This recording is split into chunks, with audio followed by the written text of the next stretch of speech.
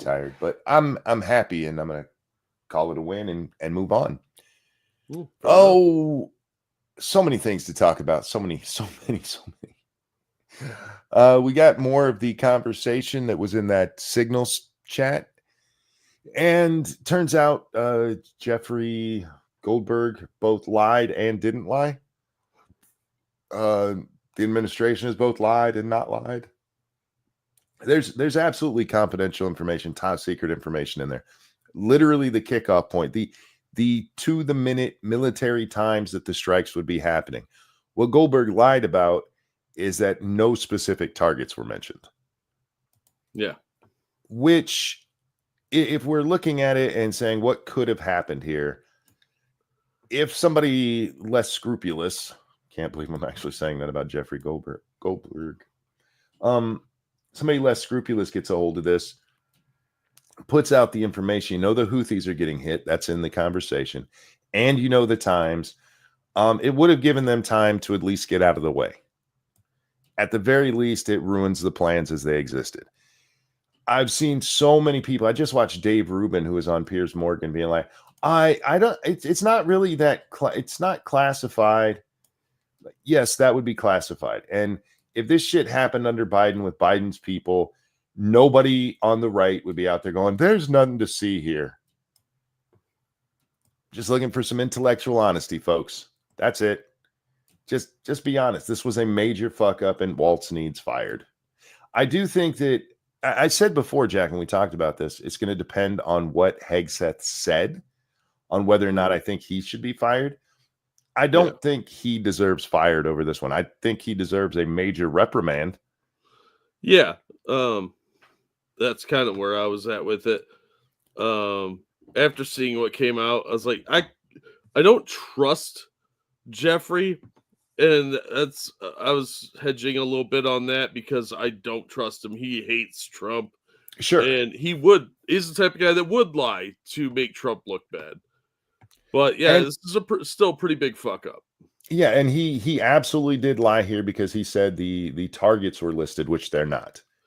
The closest they come to a direct target is saying that one of their targets is at his girlfriend's house. So if you know who that is, sure, but there's nothing in the messages that tells you who that is. So if we're being exceedingly generous, Goldberg severely exaggerated that part. I'll just say it like it is. The man lied about it. Absolutely. But as for what equipment was being used and the timing, absolutely, that is listed in there. So yeah, Waltz deserves to be fired for having and his thing is maybe he had a different name. Was it one of your colleagues in the administration? Because if not, that's not an excuse. Unless you thought it was, I don't know, one of the major players you meant to invite and you didn't notice there were two of them in your contact list. Yeah, Waltz needs fired yesterday. Get rid of that asshole. Get somebody competent in there. And that's all I have to say on that subject, Jack. Fair now, if you have something to add, but by all means, please do. Nah, I think this is largely going to be forgotten about in a few weeks. It was a fuck up, and I doubt they'll make that same mistake again. They may make other mistakes, but this is not as bad as it could have been. I will give you that. Absolutely.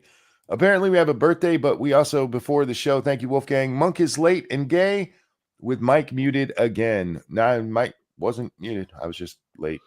Well, to be fair, your mic was muted when you were trying to talk to me while watching that clip. Yeah, but when that came through, you and I were talking, so it wasn't muted at that time. Oh, that's fair. That's fair. Yeah. We weren't live. No, we weren't live. So somehow he slipped into the conversation like Jeffrey. Yeah, I don't know why people don't understand that late doesn't exist around here, but they keep saying it. So yeah, it's a word they like that doesn't exist in our realm. Yeah, we're never late. We're always on time. There's no regular programming for this show. Like that one guy said, the gorilla. He said, "This is the future, baby. You can watch whatever you want." Thank you, Snubber. Not sure if you follow esports. Not really. But cancel culture claimed the competition of a the complications of a suicide attempt took a Smash player named Hacks. Short version, they deprived him of his career and passion. I'll have to look into that too, because there seems like there's a lot hidden in those words, Snub. But thank you for the donation. And Aaron, it's your birthday. Around here, we do this. And a 1, and a 2. Happy birthday to you. Happy Happy birthday birthday to to you. you. Happy Happy birthday, birthday, dear Aaron. dear Aaron. Happy Happy birthday birthday to to you. you. Happy birthday, Aaron. Hope you have a great one. I really, really do. Indeed. And now, go hang ahead. One more thing.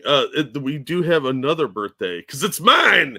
Thank you, Frank, for the generous donation. Happy internet birthday. Can I get a birthday song? Of course you can, Frank. Of course you can. Who am I singing to, Frank or you? Frank. Frank, this one is for you. And a 1, and a 2. Happy birthday. Happy birthday to you. Happy birthday to you. Happy birthday, dear Frank.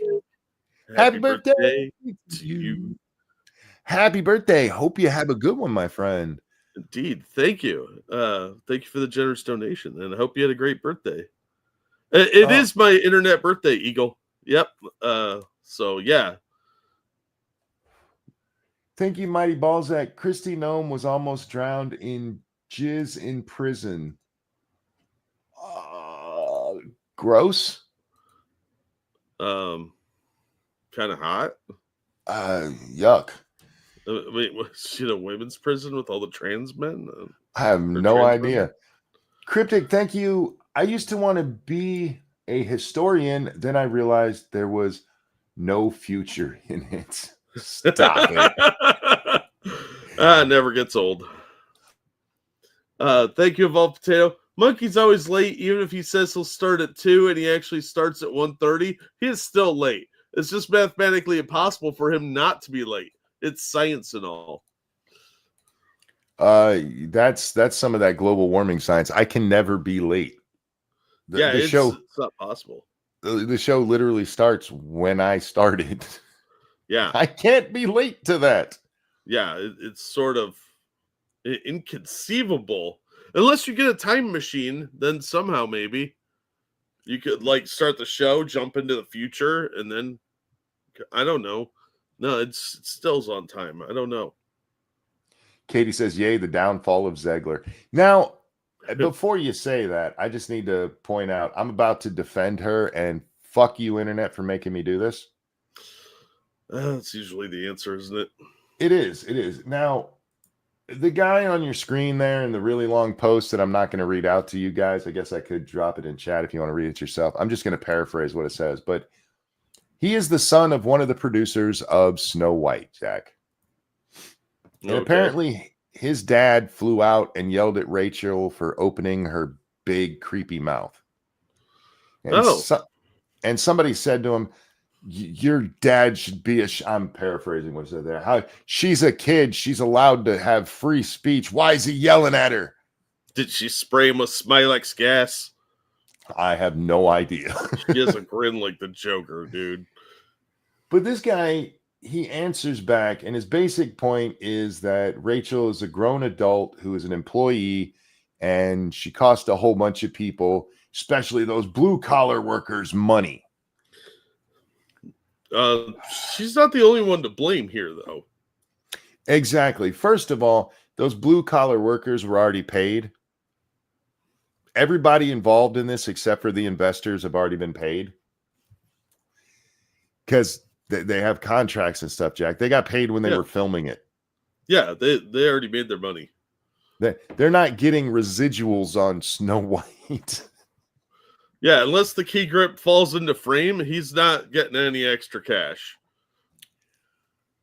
But somebody said, can we get Jonah, that's his kid's name, an Oscar for this? And no, we can't. And here's why. He's not in the movie. No, it's not even for that. While we can point to the press really wants to play up the Israel-Palestine fight. That's the big, that is not why people turned against this movie. This shit No. started years and years ago with Rachel just telling us what the movie was about. Yeah, that presser she did with Gal Gadot, where they were talking, like they both seemed very excited that the prince didn't save her in this one. Yeah.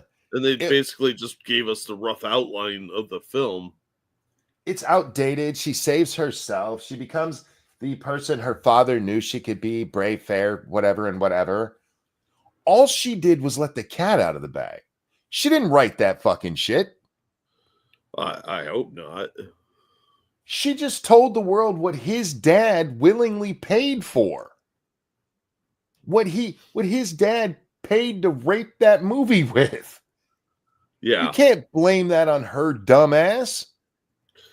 No, if anything, the production team is way more responsible, the producers and the writers. Yes. Because they're the ones that kept fucking this up. They wrote the original script and then had to go change it several times after filming started, which blew the budget out of the water. And then they CGI'd in the nightmare-fueled dwarves. She's not at fault at all. I'm not saying she's not at fault at all, because that is, see, you have to understand what's going on here. This is not new in Hollywood. She's supposed to keep her mouth shut. Shh. We got to trick them into buying those ticket sales. Nobody has suggested that her description of the movie from all of those weird interviews she did was wrong. Jonah's dad didn't go, "How dare you lie about our movie?" It was, "How dare you expose it for what it is?" Yeah, it did help that she kept saying stupid shit afterward and became an unlikable twat waffle. Yeah. Is it too early to use that word? No, you're fine. Twat for some reason is allowed. I don't know why. It's a much grosser word than cunt. She became a moist minge and went out and said a bunch of dumb crap and started making fun of audience members and Disney fans and people that spend money, calling them weird and interjecting political stuff. So she is partly at fault. But even then, people will see a good movie, even if she's a complete jackass about it. Look at Kevin Spacey. People still go watch his movies. I hear what you're saying, and with the audience, I agree with you that turns them off. However, as a Disney employee, why would she think it would? Did Amanda, whatever her fucking name is, they've been pushing this type of material. Oh, we got our delay. We've seen these people go after the audience many times. Who is it? Not Luke Skywalker, Ben Kenobi, young Ben Kenobi, Ian, what's his name? He came out and said, "Yeah, you're not a real Star Wars fan if you don't like this crap." So she is literally just following the stuff that has been going on at Disney for years. And I get the audience hating it, but there's nobody in charge who should be putting blame on her for that. They should be being like, "We need to protect her," because that's what they normally do. Yeah. Her sin here was saying the quiet part out loud. That's it. And again, I get why the audience hates that, but there's nobody at Disney who should be like, "How dare you, Rachel? How dare you?" They put together whole campaigns to defend the idiots who say the shit that they say when they attack the audience, when they talk about new representation, when they talk about making sure that we're having all voices heard. Misogyny bad. You can't then turn around and be like, "Oh, Rachel, how dare you? How dare you?" So fuck Jonah and his dad.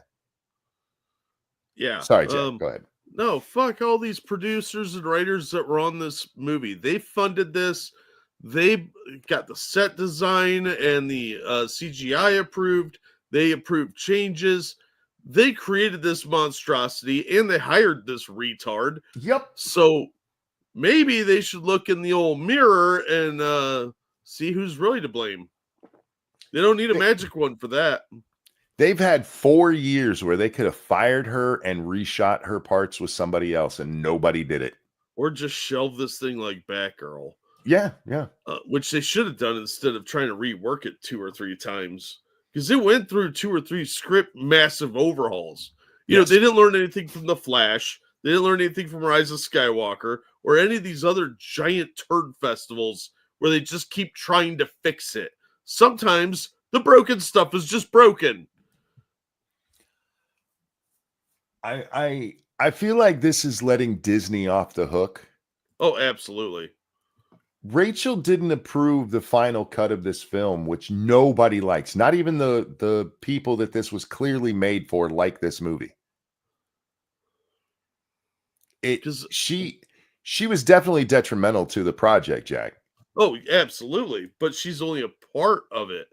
That you can't just blame everything on one person typically. No.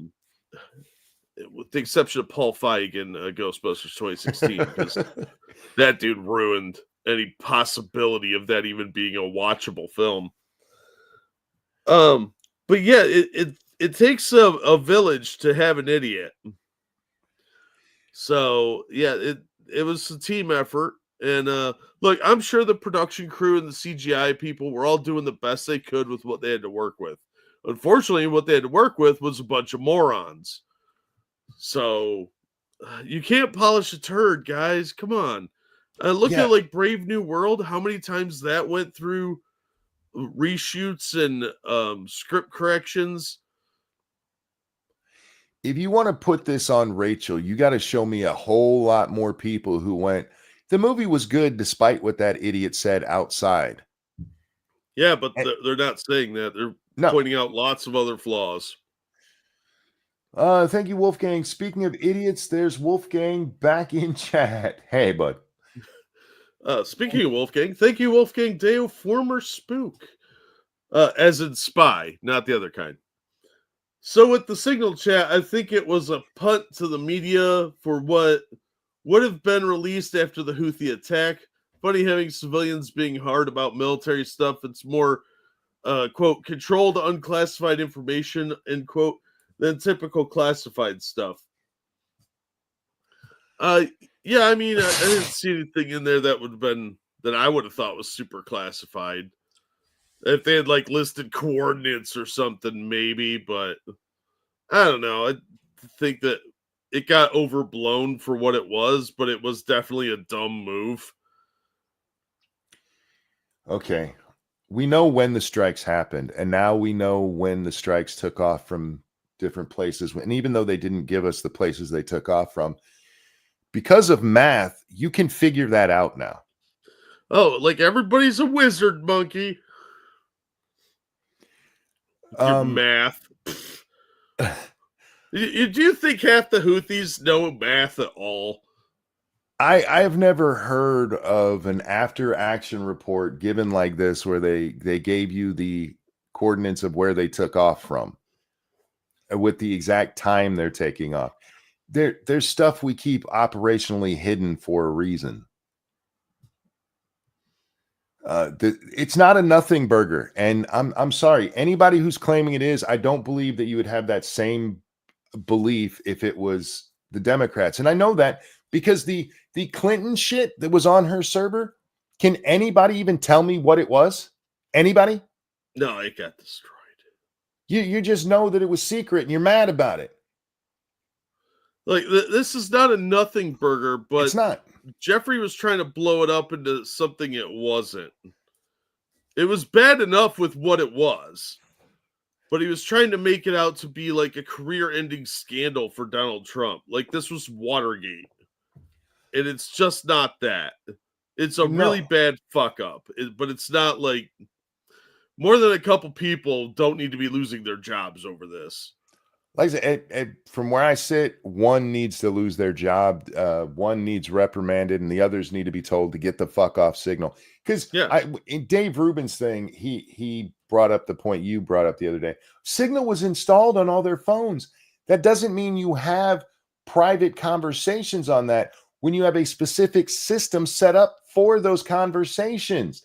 Do you think they said, hey, this is the secure government server, or use this app you can get from the iStore? I think the problem lies in that a lot of the Biden administration people were using Signal, so they probably thought it was secure, and it just shows Again, like a lack of technical knowledge. see, again, because of the Clinton thing, I cannot believe that, because they get briefings on how to handle classified stuff. Yeah, but do people pay attention in those briefings? Is I kind of don't care if they do or not. They're supposed to. And if I they don't, completely then get rid agree. of them. But you know how this works. A lot of people just I, slough off those trainings. and I didn't give Democrats a pass for it, and I'm not giving Republicans Oh a pass yeah, for it. don't expect you to give them a pass at all. I'm not actually not arguing with you. I'm just saying, comparatively speaking, this is not the end all be all the Democrats are trying, like the fanboys are trying to make it out to be. I don't think it's the downfall of Trump. I think it's this guy made a mistake, and sometimes good people make mistakes, and Yeah, they're unforgivable mistakes, and you have to take care of that. yeah. I'm not arguing with you on that. Waltz probably should be fired. I don't know if he will be, but he probably should be. As it stands right now, I don't think he will be, but I definitely think he should be. Trump came out and said, 'cause when he was first asked about it, he said, I don't know what you're talking about. And since then, he's come out and said it wasn't classified, and stop playing. Stop. I I get think it. we're going with the Jeffrey Toobin rules of best 2 out of 3. Maybe you can find somebody else that can be your national security advisor. Excuse me. Anyway, let's get on to the main topic of the show tonight, because, oh dear Christ. Oh, main topic. We're awesome. We had another topic, didn't we? We do indeed. Good friend of the show, Jeremy Hambley. Yeah, I think he might disagree with that if he ever watched us. Wolfgang, thank you. I mean, they can choose not to classify it. LOL. Sure. Oh God. So apparently this happened 6 days ago, Jack. And it's really funny to me because I just saw a tweet from him. I don't follow Jeremy, so I rarely see what he tweets, but a tweet popped up today where he's taking a victory lap because Daily Wire is having some trouble, and now the president has stepped down because CEO what is his name? Jeremy Boring. Mm-hmm. Not to be confused with Jeremy on the screen, even though, No, this Jeremy's just boring, not yeah. the name boring. Yes, indeed. So okay. Apparently the president has stepped down too, and from what I've read about it, it was kind of expected because he's Boring's number 2, and with the financial problems they've had, it makes sense that you get rid of him too. And so he's taking this victory lap about how fucked they are over there. Yeah. Right. Yeah. I'm pretty sure Ben Shapiro and the others are doing just fine. I doubt Daily Wire's in that much trouble. And then we watched this video. Oh, dude, if you hadn't said this to me, I never would have seen it. Me neither. And thank you, Fugi, for bringing this to my attention. Yeah, Fugi's a legend, man. That dude could find the most obscure stuff. Woke Leftists Just Screwed Me Over and All My Staff by Jeremy the Quartering Hambley. I don't know how much of this I even want to actually watch, Jack. He talks so slow. Oh, that reminds me. We need to speed this the fuck up just in case we do. Where's my playback speed? There it is. I watch this shit on 2x because fuck, man. Look, I'm a fat guy. I hope I don't talk this slow. How many fat people I watch so many fat people on the internet because let's face it, there's lots of nerds out there and we're all fat. Yeah. But why do so many of them talk like they're taking Shakespeare classes from Shatner? My guess is, like the rest of them, there's no muscle in their jaw. I guess because like they're all slow talkers and overly dramatic, and it's really, really fucking annoying. Now, I want to be clear here. I am mostly not, I said mostly not here to bash on Jeremy. I think there's a good lesson that can be learned here. And that if Jeremy, if you're out there, if you watch this, you might be, I don't know if you can save your company, but you won't make the same mistake again, or massive, major, repeated mistakes. If you, yeah, well, I'll save my comments for till we get further in. Me too. Yeah, I just realized we should probably watch some of this. Just the brief overview. Jeremy has a coffee company and things aren't going well, and so he made this video 6 days ago to let us know. Here from the quartering, I wasn't sure I was going to go public about this. Okay, maybe that's too fast for viewers. Let's go to 1.5. It'd be nice to know what's going on. We'll get there, Eagle. But it appears I have to now. Many of you know that I've got a lot of irons in the fire. You've heard me say, hey, I've got my mega mixology cookbook to help fund the new studio. Obviously it's a meme, but you all know I have my coffee company. Well, the coffee company. It's a meme, but I have a coffee. It's not a meme. I think the cookbook is the meme. He didn't delineate that well. Either way, I mean, one, I just want to be clear here. I do not have a problem with somebody trying to monetize their audience. That's what this is called when they're shilling to you, or when we shill to you, or whatever. It's called monetizing your audience. Today's my birthday. I don't have a problem with that. That's how we get paid. It's how we can pay our bills. The problem with Jeremy is he's trying to do too much. He wants to become a massive brand. And I believe it was Fugi I was talking with who mentioned that, and he said this publicly too, so I don't mind sharing it, that Jeremy seems to want to be Mr. Beast. You know, I'm going to make my own candy bar company and I'm going to make my own Lunchable company. By the way, neither of those have really worked out well for him. Yeah. Hint. You're not big enough for that, especially not with the way he's trying to do it, which we'll get to in a little bit. Yeah. I would also like to point out, I didn't notice this before, but if you look behind him, stage left, he's got a copy of the 48 Laws of Power. That's a book about how to manipulate people. Well, Jeremy's one thing I will give him credit for is that he can occasionally hit on topics and manipulate, outrage people, get them mad about something. He's not as good as he used to be because he's still trying to do the same stuff and the outrage has moved past him. Mm-hmm. But in those instances, if you pay attention, it's always him following the pack. And anytime he tries to do it on his own, it ends up blowing up in his face. Like, he's tried to get into arguments with Ben Shapiro, like 3 different times and got his ass spanked every time and had to come out and go, my bad. Anytime he tries to think for himself, he's good at noticing a trend and jumping on it. He's not good at starting trends, which probably not a good thing for somebody who's trying to sell products. Just saying. Humble clout farmer. And I respect that game, but you have to understand what game you're playing. Yeah, you have to know your role and know your place in the ecosystem. Yeah, yeah. Like, we're the farm that Steven Crowder uses for good jokes. Yeah, yeah. Yeah. You have to know where you are. The neighboring farm and laugh at their lol cows. We get all of our laughs secondhand.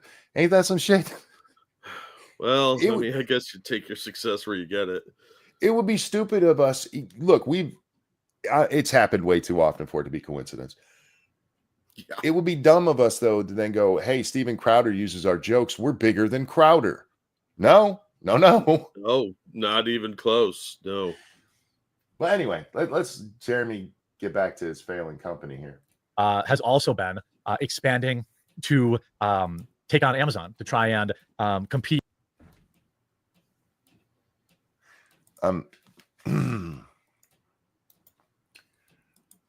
Did the fat little YouTuber just tell me he's trying to take on Amazon? Yes.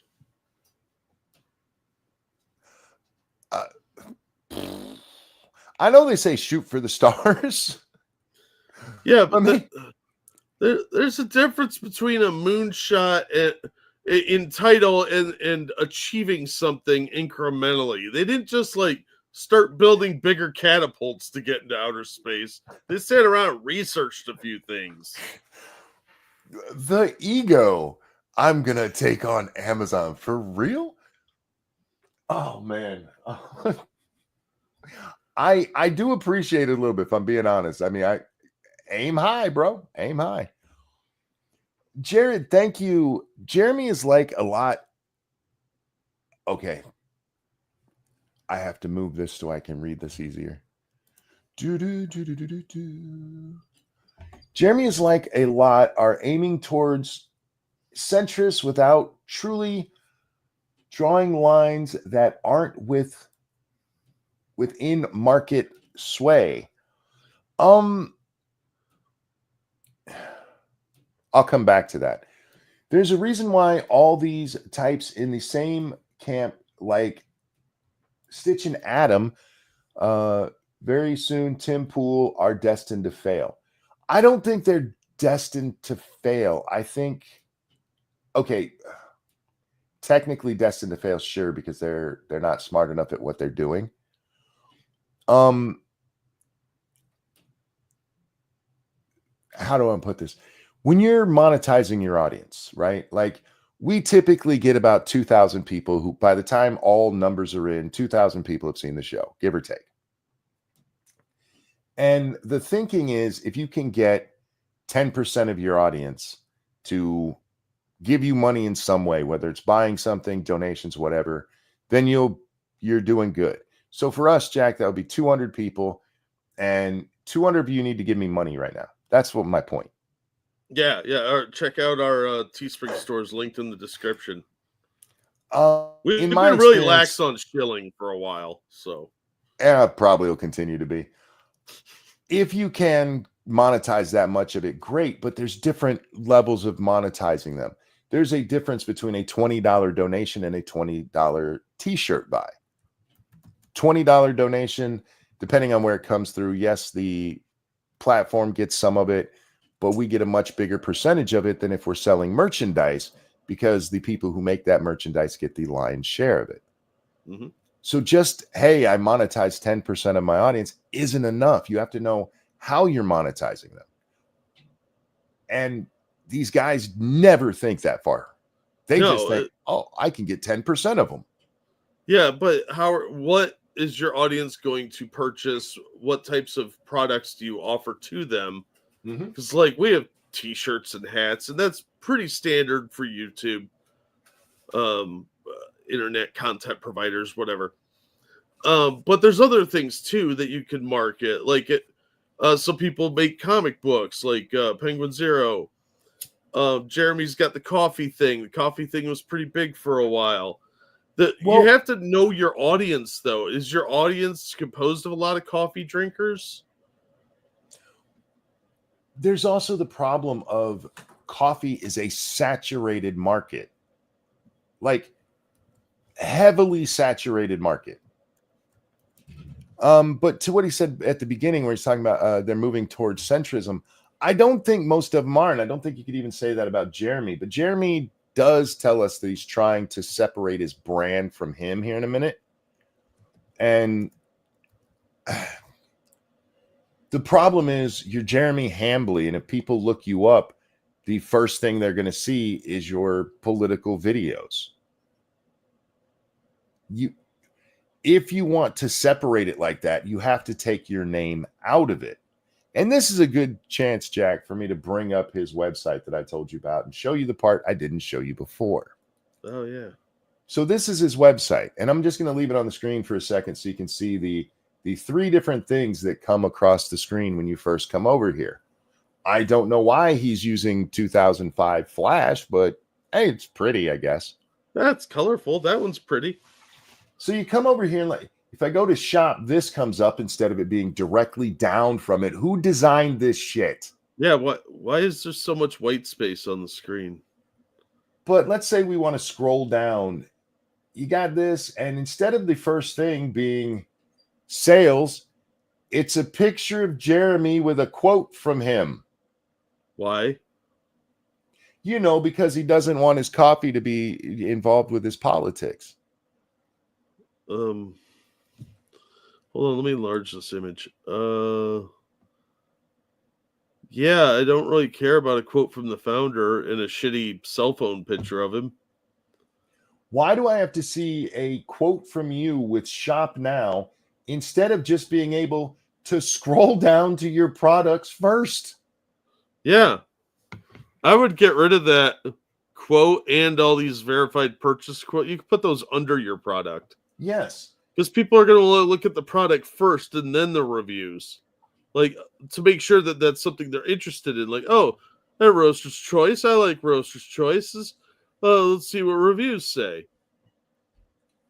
It's a ridiculously poorly designed website. Oh, God. It looks a little dated. Oh, whoops. But if you're a starting company and you're pretty small, you can have a dated looking website, but that just looks disorganized. It doesn't just look disorganized, it is. But anyway, let's get back to Jeremy's take on this. Eat more with bigger names and to hopefully by the end of the year be on the grocery shelves. And for the All right, this is something a lot of people think is their win. I got on grocery shelves. That doesn't mean you're going to sell product. It means you're on somebody's shelf space. And if it's not working after a few months, they're going to just stop buying it. Then you're fucked because you overproduce then. Do you know how many products I stocked on Walmart shelves for 3 months and then never saw again? Oh, probably thousands. I couldn't even name them all. Because I doubt you could name even a fraction of them, dude. It happens all the time in retail. Yep. If you can get into store shelves, that's a chance. But this is where the whole oversaturation comes from. You are competing with the majors like Folgers and I don't drink coffee, Jack. Maxwell House. There you go. Yeah.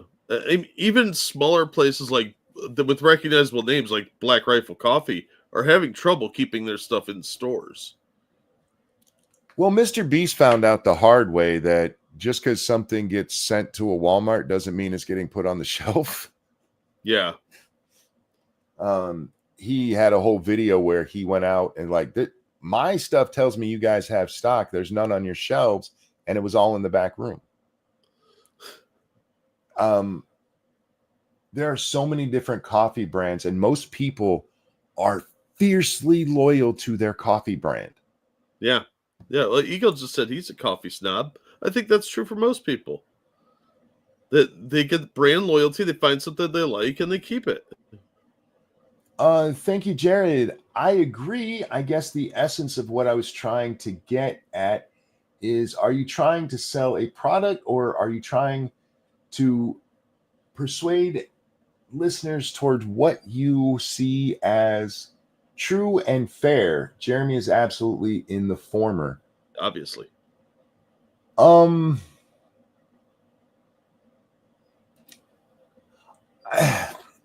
I think Jeremy's trying to sell himself as the product. I get what you're saying, and yeah, you're right, but you have to understand that the product is him. Yes, I'm selling coffee and tea and cookbooks, but you see from his website how important he thinks he is in all this.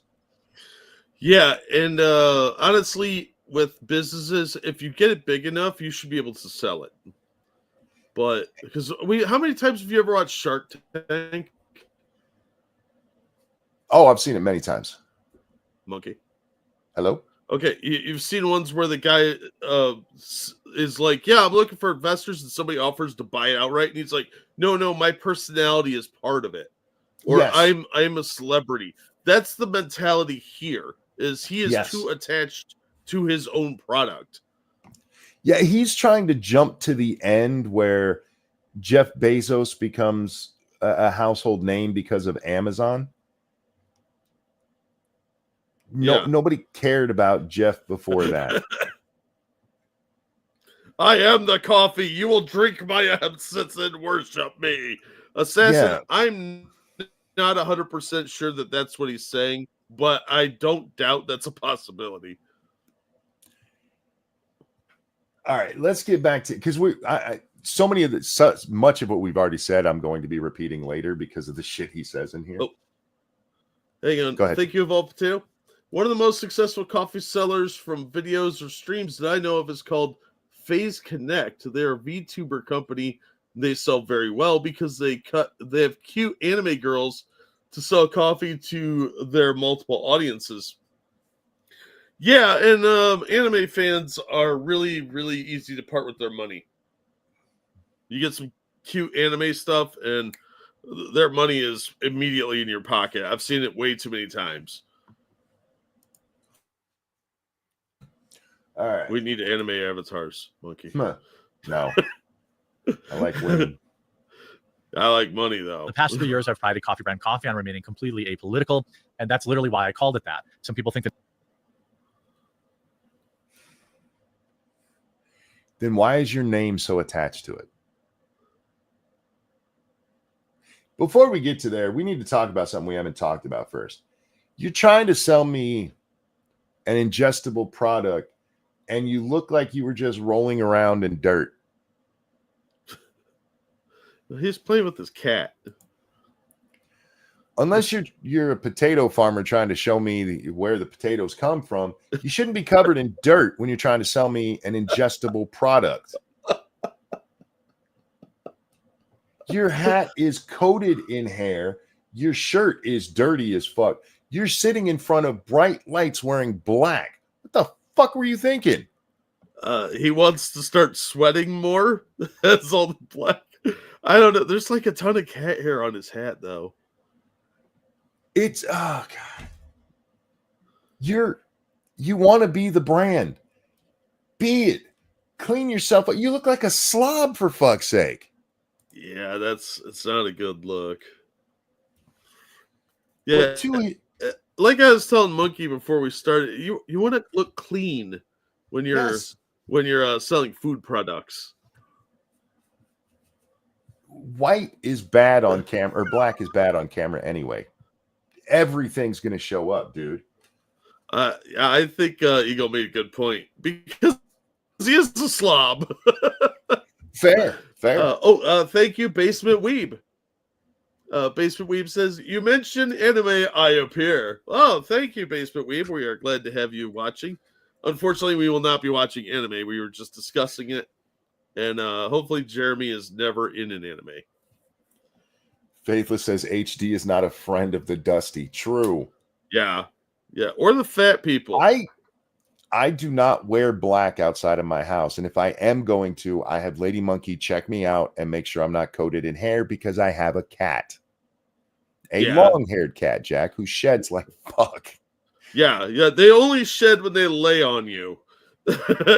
You can brush them all day long. No hair is going to come off. They lay on you and poof, you're covered. You might as well be a cat. But anyway, let's get back to him here. Past 3 years, I've prided Coffee Brand Coffee on remaining completely apolitical, and that's literally why I called it that. Some people think the name is goofy. I get that, but it would have been easier for me to sell Liberal Tears coffee or something like. No. You did it because you thought it was clever. Yeah. And Shapiro's already kind of got the Liberal Tears thing on lockdown. You didn't do it so that you could remain apolitical. You did it so that you could say, it's not political. Look, it's Coffee Brand Coffee. I'm so clever. Did you know I'm clever? I'm super clever. I'm a sneaky boy. You would have been better off calling it like Hambly's House or something completely retarded than Coffee Brand Coffee, because it sounds like you're trying to be clever. And if you were being clever, that would get you some sales at some point, and then they're going to have to actually taste your coffee, see how good it is, first of all, see if it's worth wading through any shipping problems instead of just running to the local grocery store to pick up what they've been drinking for 20 years. Yeah, I think he might have been better off if he really wanted it to be apolitical, invest in a startup Yeah. Like take a controlling share and keep it completely separated from what you're doing. Yeah. Never mention it on stream. Let it be its own thing. But he can't do that. And that's a much more risky venture. He has a little bit of a brand. He does have a fairly large audience. So he knows that by associating it with him, he can sell some. Mm-hmm. But the problem exists is once you've made that association, you can't unmake that association. Unless you fire yourself somehow or sell it off to somebody else or spin it off into its own thing and then never mention it. So he's already made the connection with himself. And again, on his website, before you can get to any coffee, you have to see his face. Yeah. Yeah, he should not appear anywhere on there if he wants to sell the coffee as its own thing, as an apolitical standalone thing. He should not appear anywhere on there. Nope. Like that. But I want my coffee to be on coffee shelves one day. There's a big difference between what I do and what most everyone else does. I don't drop ship my coffee. We roast our own special blends. We hand flavor our beans. All of the stuff that you heard Black Rifle do, and you thought you were going to take their audience because they had a big PR nightmare. Yeah. I had to roast my own nuts. I pay way more to do this than I should be. I feel like he's judging our jokes right now with that pause face. I don't mind because they're all at his expense. Yeah, that's true. Yeah, again, he continues to make the association between himself and the coffee. So it's not apolitical because you keep injecting yourself in there because your ego won't let you separate it. The other part is, okay, so Jack, I looked at the pricing. His coffee goes for the K-Cups at least. It's between $18 and $20 for the K-Cups. And I'm mentioning those specifically because he's going to bring them up in a minute. That'll get you 40 K-Cups. So it comes out to between 45 cents and 50 cents for each one. Is that a good deal? Yes. I don't know anything about K-Cups. Based on going over to Amazon and doing research, Lady Monkey uses those. I never drink coffee. I don't pay attention to how much that costs. So I had to go look it up. Yeah, I'm not a coffee drinker. So. Typically, they seem to range from 45 cents for the lower end stuff to $1 or more for the higher end. Okay. And you are charging discount prices on what you're telling me is a premium process. If it's a premium product, you have to price it at least within the range of premium. For the record, that it looks like premium. Then you put it on sale, like the Pillow Guy does. I just want to be clear. I said process, not product. I don't know how premium his product is, but yeah, you're marketing it as a premium product. You can't be selling it for Walmart prices. No, it has to look premium. Otherwise, everybody thinks that you could say premium and they think of like the whatever the Walmart brand is, the Equate or Great whatever. Value. Yeah, Great Value. The problem is even bigger than that because I guarantee you he's paying way too much for the product if he's doing it this way and selling it that way. Yeah, he will necessarily have to raise his prices at some point. No, he's going to spend $80,000 to lower his prices. Adebisi, thank you. He wants to drink his coffee and have his coffee too. I'm clever. Hey, you can help him name his next product. Yeah. Hat brand hats coming to you from Jeremy Hambley. But no, seriously.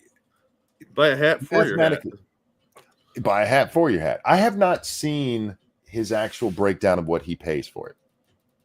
But if he is doing all of this in-house, that is way more expensive than just buying it from some drop shipping company and slapping your label on it. Way more expensive. Yeah. But if he is trying to build a brand, it is better to have control over the process, or he wouldn't have been in this mess to begin with. The kind of people who are going to be buying, this is brewed in-house, are not the kind of people who are paying 45 cents for a K-Cup. They're the kind who will pay $3 for one. And they're going to look at yours and go, well, that one must be shit. Yeah, you have to factor in snobbery. Yes. Now there's a point where it's too expensive, but you have to have it more than regular retail nonsense store brand, or it's not even close to being considered premium. You got to get it right under Starbucks pricing. Yeah, you're trying to give Walmart prices to a high-end coffee shop. It doesn't work that way. When I was selling high-end purses, and that's not a sentence I say very often, they gave us these training videos, which were actually pretty interesting because they had a few good points other than don't touch people's boobs. One of them says people are paying for a premium experience. They want to feel like what they're getting is premium product, even if it's not. And we used to sell these Gap bags that I swear were barely better than garbage bags. They had this real thin plastic feel, but they were $80 a piece. They were hot pink. And people would always come in and look at them, and we'd close them by saying, look, this is a Gap bag. It's exclusive to our store. It really goes with a lot of outfits, and it's the Gap. What more could you ask for? So you're selling the idea of it being premium, even though it's trash. That was like $50 or 50-cent material that we were selling for $70, $80 every time. And people would buy it because they were looking at the branding on it, and you're paying for that. You'd pay for like 9 West. No matter how crappy the bag looked, it was still a 9 West bag. So just by having that logo on it, you know that it's considered status. And that's what people want. They want that status experience. And you can't get that at Big Lots. Yeah, we saw this with the iPhone when like the iPhone 7 comes out. I think it was the 7. At the time, the Android phones were miles ahead of them technologically. Yeah. And still people went out there and bought the inferior phone because it had that brand. Yep. And coffee especially. I'm sorry. I've known coffee drinkers my whole life. They are so loyal to their own brand. If your dad sends you to the store and says, buy me coffee, you better bring home the kind he usually has. Because if you bring something else back, he's going to be like, I ain't drinking that shit. What's wrong with you? And I'm wondering, has he tried, like his marketing strategy seems to be just selling to his audience. And he's trying to branch out of that. But has he sent free sample bags to be included in like celebrity gift bags or anything like that? I have no idea about that, but I do know that he has an affiliate program. So you can get up to 10% of the sales if you're in his affiliate program. That's great. More people telling me to buy coffee that I don't care about. Yeah, that sounds like lazy multi-level marketing. It's exactly what it is. All right. Like that's not even okay. Let's keep going. Sorry. Pack our orders, we ship our orders, we handle our customer service. We are not a dropship outlet. We're a real coffee company. And I made that investment with the plan of having something that could grow. Well, we've never been at our most vulnerable, but right now we're stocking up for Mother's Day, which is an important time of year for us because we do so. This is an interesting thing that he says. Mother's Day is his best time of the year. Are y'all really buying y'all's mothers Jeremy Hanley coffee for Mother's Day? Like, why do you hate your mom? What she do? She brought you into this world. You're buying coffee for your mom from. Look, I don't mean maybe you guys are poor and she doesn't get coffee very often. But you're taking a chance on some shit you haven't even tried. Or maybe you tried it and you like it and it's not her brand. Buy your mom her own brand if you're going to buy her coffee for fucking Mother's Day. Christ. That's a weird time. Usually Christmas is when people go in the black. Not Mother's Day should not be that critical to your sales. I just don't understand it. I really don't. But apparently that's the big time for Jeremy. He must run some kind of sale or something. People are like, my mom likes fat guys. He looks like a jolly old elf. Thank you, Wolfgang. She brought me into this world. Jeremy coffee it is. Yeah, I don't get it, but Is this motto? She brought you into this world. Now take her out.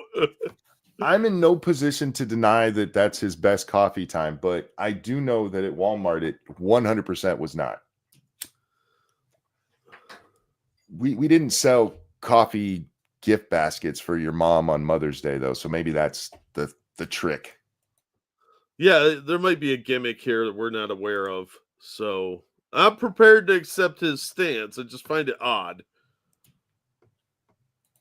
Well for Mother's Day gift boxes, and we're trying to compete on Amazon. And I'm trying to build a new office. All of these things have stretched. See, earlier he told us he was trying to compete with Amazon. Here Now he he's says on it. trying to compete on Amazon, and later he tells us he's trying to get his stuff in stock at Amazon. Which Yeah, seems a little subversive to me, Jack. I think what's happening is he has like a storefront where they do all the, like, Jeremy does the distribution, and he's trying to get Amazon to stock it and ship it from Amazon warehouses. That might be it. He's definitely selling it through Amazon too, though. So I just think it's funny he wants to take them down while selling over there. I mean, he wants to be the coffee king. And if I was making a coffee brand, that's what the name would be. Coffee King. My idea, copyright, trademark, patent pending. So fuck all y'all.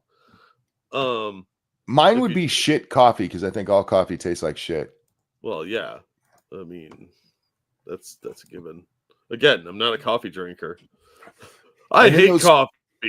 Buy my coffee. Then those idiots who spend way too much on coffee that's passed through animals would buy it because they're like, "Ooh, it's that stuff." Oh, that shit, that's nasty. It's a real thing. Urine. Look it up. I know. Basically, me to the absolute max. It was fine. You probably saw I was selling my Neo Geo collection. I'm selling my Nintendo collection. I'm selling all this stuff to help fund this stuff. And it's he's selling all of the stuff that used to be behind him on the shelves, Jack, because he is out of money. Yeah, he's selling his kitschy shit. You know who else was doing something like this recently? What's that fat guy's name? Boogie. Oh, yeah. And it wasn't because he was doing well financially. Yeah. Jeremy, when you get to the point that you're selling off all your private possessions to pay for this, you failed. You're just hurting yourself. Because I believe in the things that I'm doing, but now we hit a roadblock that I need to try and reach out and give you an understanding of why I could use some help. In fairness to Jeremy, I do want to say this before we go further, because right here it says I want to reach out to you guys for help. He's not asking for donations for this. He's like, please buy products. And I do respect that part of this. And that's it. Yeah. That's all the respect I have for this video. But here's the tragic story of why things are so bad. I can't confirm this for sure, but right now with Coffee Brand Coffee, we are basically completely vertically integrated. We roast our stuff, we pack our stuff, we print our own bags, things like that. The only thing that we were reliant on. Where's he from that they say bags instead of bags? Is he from like Wisconsin or something? Why do y'all say bags instead of bags? I need y'all to stop doing that because it sounds retarded. Stop sounding retarded. And anyone else for was some of the boxes for our K-Cups and some of the procedures around that. It's our coffee, but we had someone else helping, put these boxes together so we could do all that. Well, apparently that person, I don't know this for sure, but I suspect it, saw my YouTube channel and didn't like my politics. And while we have a 20,000 K-Cup order, basically decided to tell us, to pound sand, or I don't know what's going on. We haven't heard anything back. I don't know what's going on, but it's totally because it's political. Alternately, he's such a small account that they're ignoring him for some bigger account. By the way, I want to keep my coffee apolitical. But I want you to assume the worst about these people that I work with. It's important that he said 20,000 K-Cup order. Because he's not talking about 20,000 boxes of K cups there. He's talking about 20,000 K cups, which if you do the math on that, Jack, it comes out to 5,000 boxes. Seems like a lot, right? Yeah, that's a small order for a lot of these places.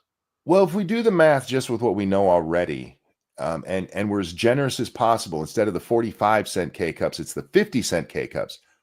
That is an order that's worth $10,000, which is no small amount. Don't get me wrong. That's $10,000, but compared to what he's in debt, which we'll get to later, it's nothing. And that's just the sale price. That's not profit. So if your business is in so much trouble over $10,000, maybe you should shut it down before you end up living on the street and your wife is blowing guys behind a 7-Eleven so you guys can get K cups from 7-Eleven. Now, how integrated is this coffee thing with his regular income? Did he set it Good. up as a separate LLC or anything? Well, I mean, I think so, but he has taken a massive amount of credit on his own personal accounts. That's what because when I first watched this, I was like, all right, that's kind of weird that he's talking about like personal debt and he's trying to fulfill this like 20K order. Okay, but those two things probably shouldn't be related, man. You shouldn't intermingle your money. That's a common beginner's mistake in business. You start intermingling your personal finances with your hobby/job. You see it a lot with like Mary Kay or people that sell those energy drink things. It's a really bad plan. Have separate accounts, a business account for that particular thing. So if you do end up having to declare bankruptcy, you don't lose your house. Yeah.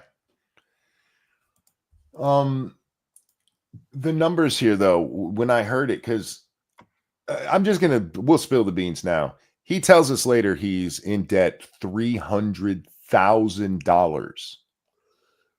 And that's how this was presented to me, is that he's in debt $300,000. And I get to this point where this is what's harming his company, is this specific thing.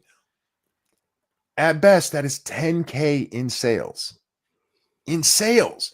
If we're generous, if we're incredibly generous and say he gets 75% of that as profit, that's only $7,500. That's not going to pay down your $300,000 debt.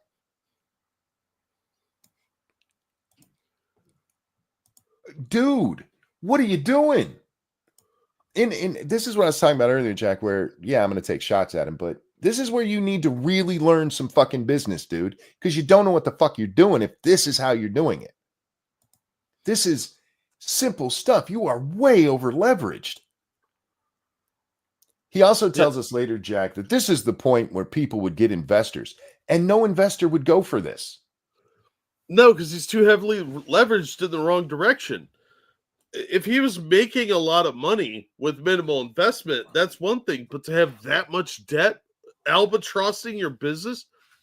Now, I'm not 100% clear that all that money is tied up in the coffee end, or if he just has everything integrated into the same accounts. Well, but I'm starting to think more and more that he's got everything all mashed up into like one or two accounts. Somebody asked, and I have this question myself because he never really tells us if that $300,000 in debt includes his house. Typically, when you're talking about your debt, you don't mention your house. A mortgage is kind of a given. You talk about your credit card debt. You talk about student loans. It's not, hey, I have a mortgage. From the way he was talking, my impression was these are all business debts. Yes. Because he's got other business ventures going too. That's what I'm wondering about is that 300 grand just wrapped up in the coffee, or is that because he's redoing his studio too? If you listen to the way he says it, this is his debt. Yeah. Not coffee company's debt. So I'm thinking he's got it all intermingled. Yep. And it's all interconnected. And he's over leveraged himself with redoing the studio, this coffee thing throwing a wrench in, and it's a house of cards. by them not filling this one order, somehow that fucks enough with his money that it throws off every other project and could literally collapse him financially. That is an incredibly foolish way of doing things. I understand getting excited about a project. You have to realistically take them one at a time, or have them offshoots as their own independent things that you can have managers running. Because he's got a lot of ideas here, and he seems to want to do all of them at once. USP says, by those rules, I'm debt free, but the bank says I'm over 100K in the hole. If you go get a loan and they ask for your debt, they will even ask you, not counting your mortgage, what is your debt load? Yeah, it's like a student loan. Yep. Now, with your mortgage, if you're like way over leveraged on it, like it's 40% of you're supposed to keep it at what, 30% of your debt is what they hope for. Yeah. And if you're way over leveraged on that, because they do want those numbers, but what they're mostly looking at is your non-mortgage debt when you're like going in for a loan and stuff. As long as you're not way underwater on the mortgage. Right. Real quick, thank you, Dixie Rose, for that feminist donation. I prefer to buy a reusable K-cups and filling them with my favorite coffee. A lot cheaper. That's what most people seem to do. My dad got a K-cup machine from work. They got a new one or something, so they were going to throw this thing out. And he brought it home and he bought a bunch of reusable ones, and they were still just drinking Folgers. Then it broke, and we threw it in the trash because free coffee machine. Sure. I may have given those reusable K-cups to my buddy that was building 40K terrain.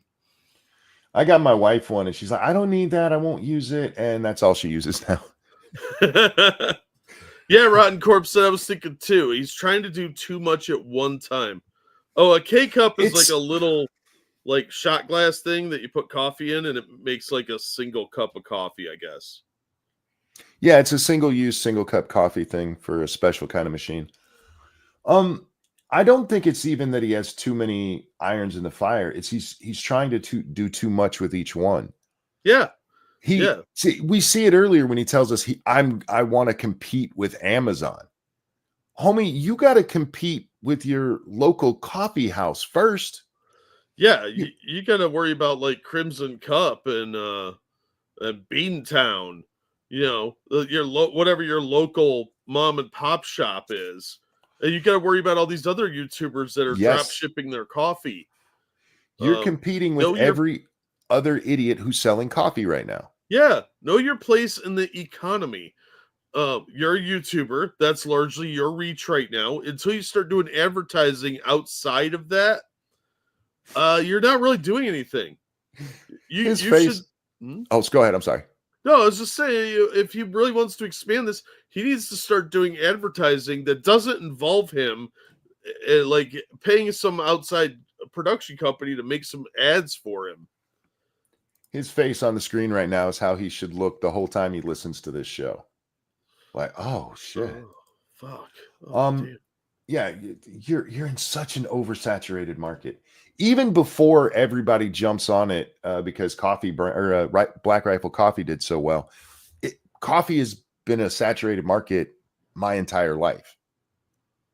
And there's a couple of big behemoths at the top, and breaking into that is a Herculean feat. Yeah. Oh, over on the Rumble chat, is it pronounced Comps?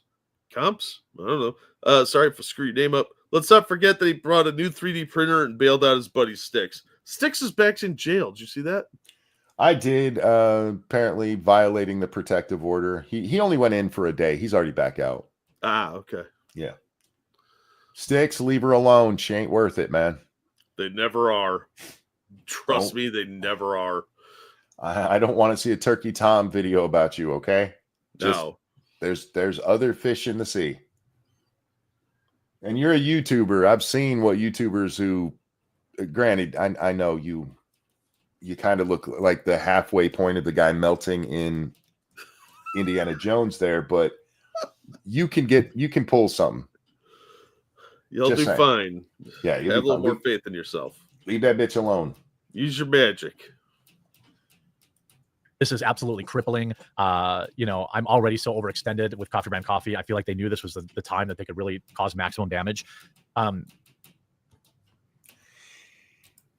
When things don't go your way in business, the right answer isn't "I'm being sabotaged."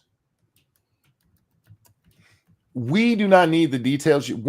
Half the details you just gave us were made up. You have no proof of any of it, and you even say so. This is just what I think. I think they found my YouTube videos. Maybe because you're putting yourself all over, but you literally have no proof of any of this shit.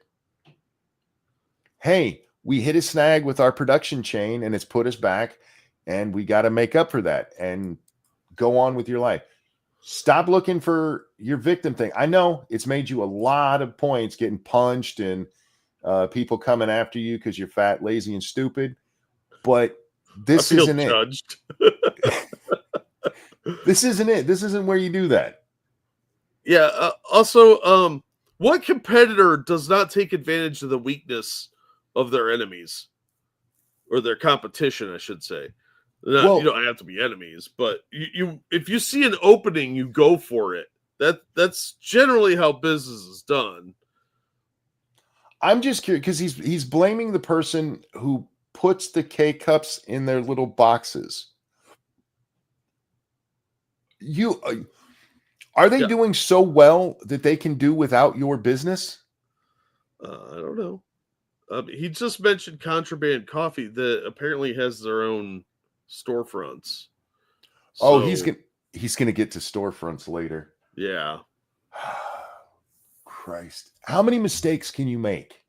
Oh, how much time do you have? What is the solution? Well, it's to buy about $80,000 in equipment. And I didn't know what else to do. I can't miss Mother's Day. It's our biggest sale of the year. And so I said, okay, fine. Put it on my credit card. We're going to just... The highest interest rate possible. Put it on your credit card for the 28% interest? Are you high? Go get a fucking small business loan, you idiot. Shit, you'd be better off taking a home equity loan. You put $80,000 on your personal credit card when you tell us later that you're $300,000 in debt. Now, I don't know if he's now $380,000 in debt or if he was only $220,000. I'm guessing, but I don't know. As a general rule, you shouldn't, when you're 200,000. I'm gonna be generous here, Jack, and say he was only $220K in debt. You shouldn't take on a third more. Who has that kind of credit limit? A third more of that debt over a $10,000 sale. Yeah. Well, in fairness to him, it may be that this equipment will help with the production of other stuff for Mother's Day. So it might be just like a little bit forward thinking. It's just very short-sighted forward thinking.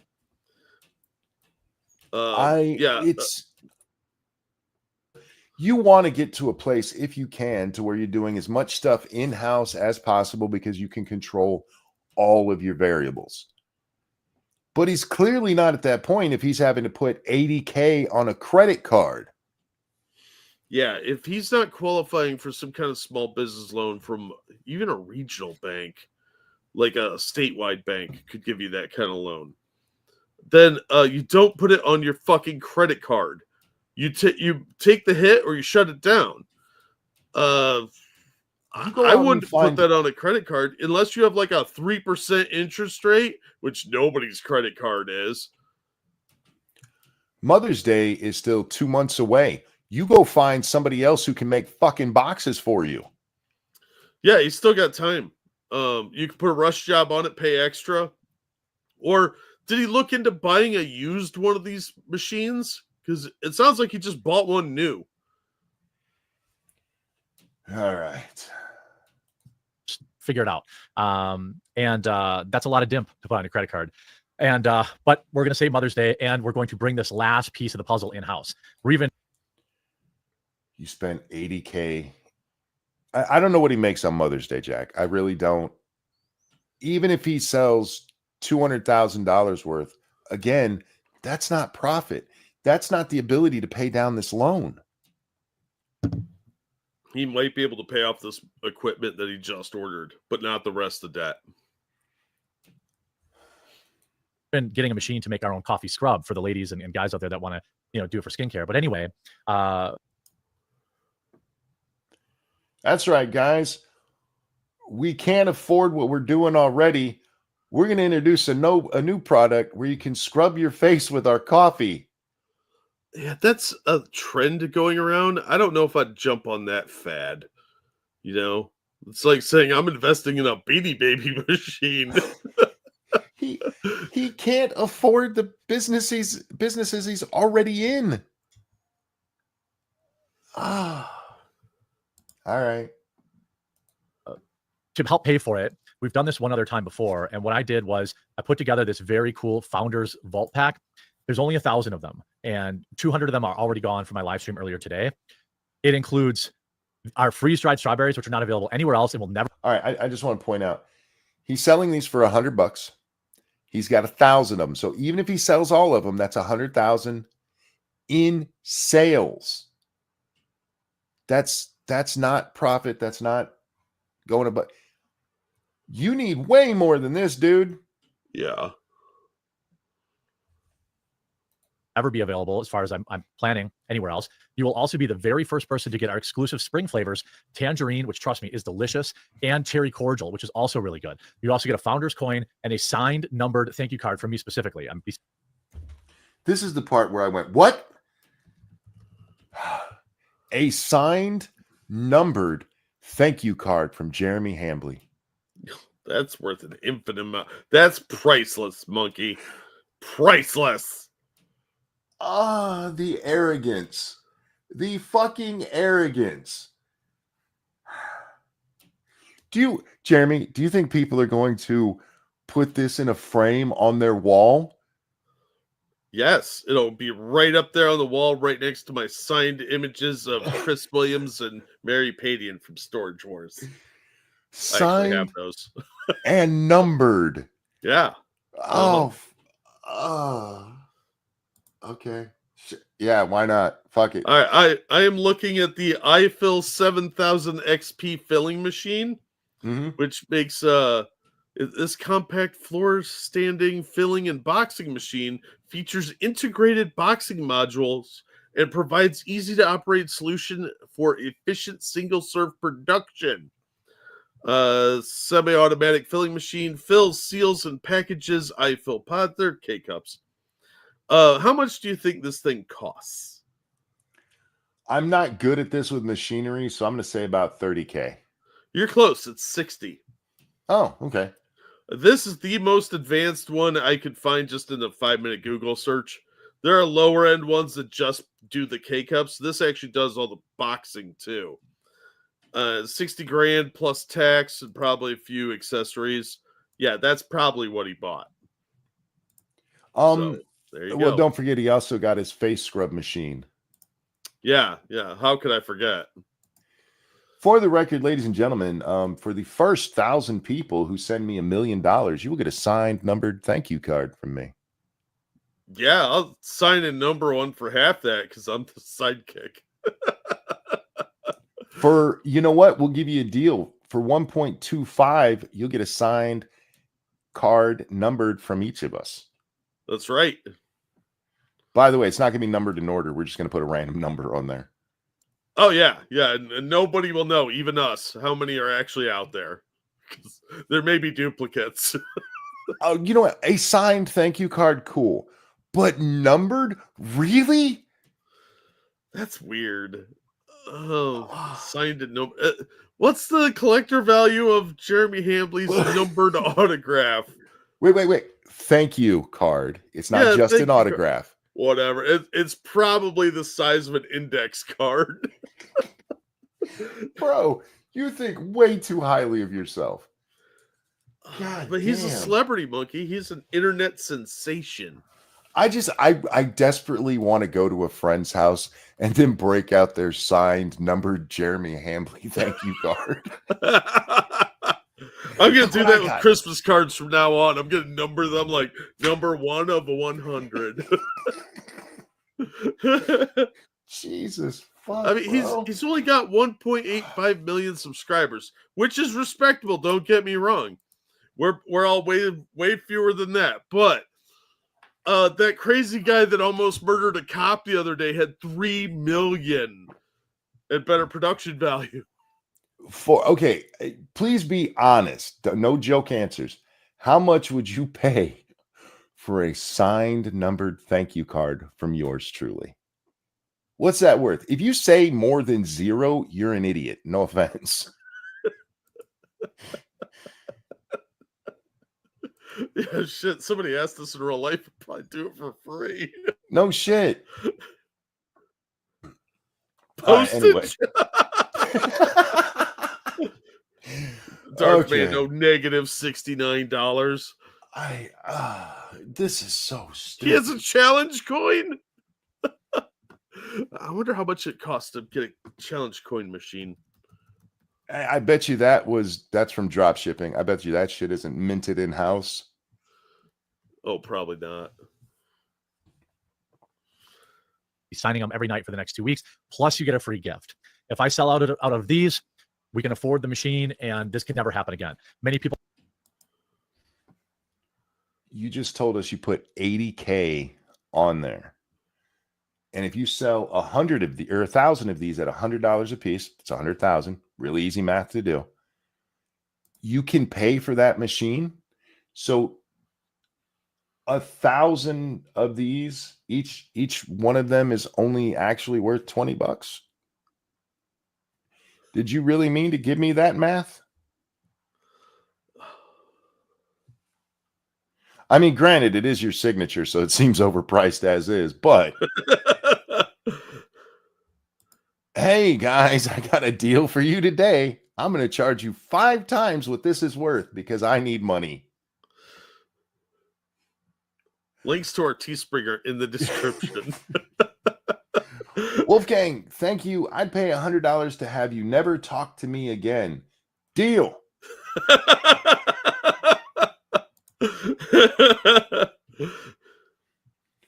Anyway, where are we? I'm not the only one who caught that math, right? I mean, look, do you really think that the math is going to add up here? Because there's so many problems. It's going to take a lot more than the simple math that he's using. Oh, real quick. Thank you, Evolved Potato. If I had a coffee company and I wanted to expand, I wouldn't go with face care. I'd probably go with candles because I like the smell of coffee, but I hate the taste. I agree with you. I like the smell of coffee. I used to have some coffee scented candles, and they weren't bad. It smelled like good roasted coffee. Oh, but yeah, I hate the taste. I love the smell of coffee. And candles are cheap to get into because a lot of people have candle making equipment that they don't use anymore because their wife gave up on it. Well, look how many things. There's a couple of trends out there. One of them is the coffee. One is soap for some reason. Who the fuck is buying soap from YouTubers? What is wrong with you?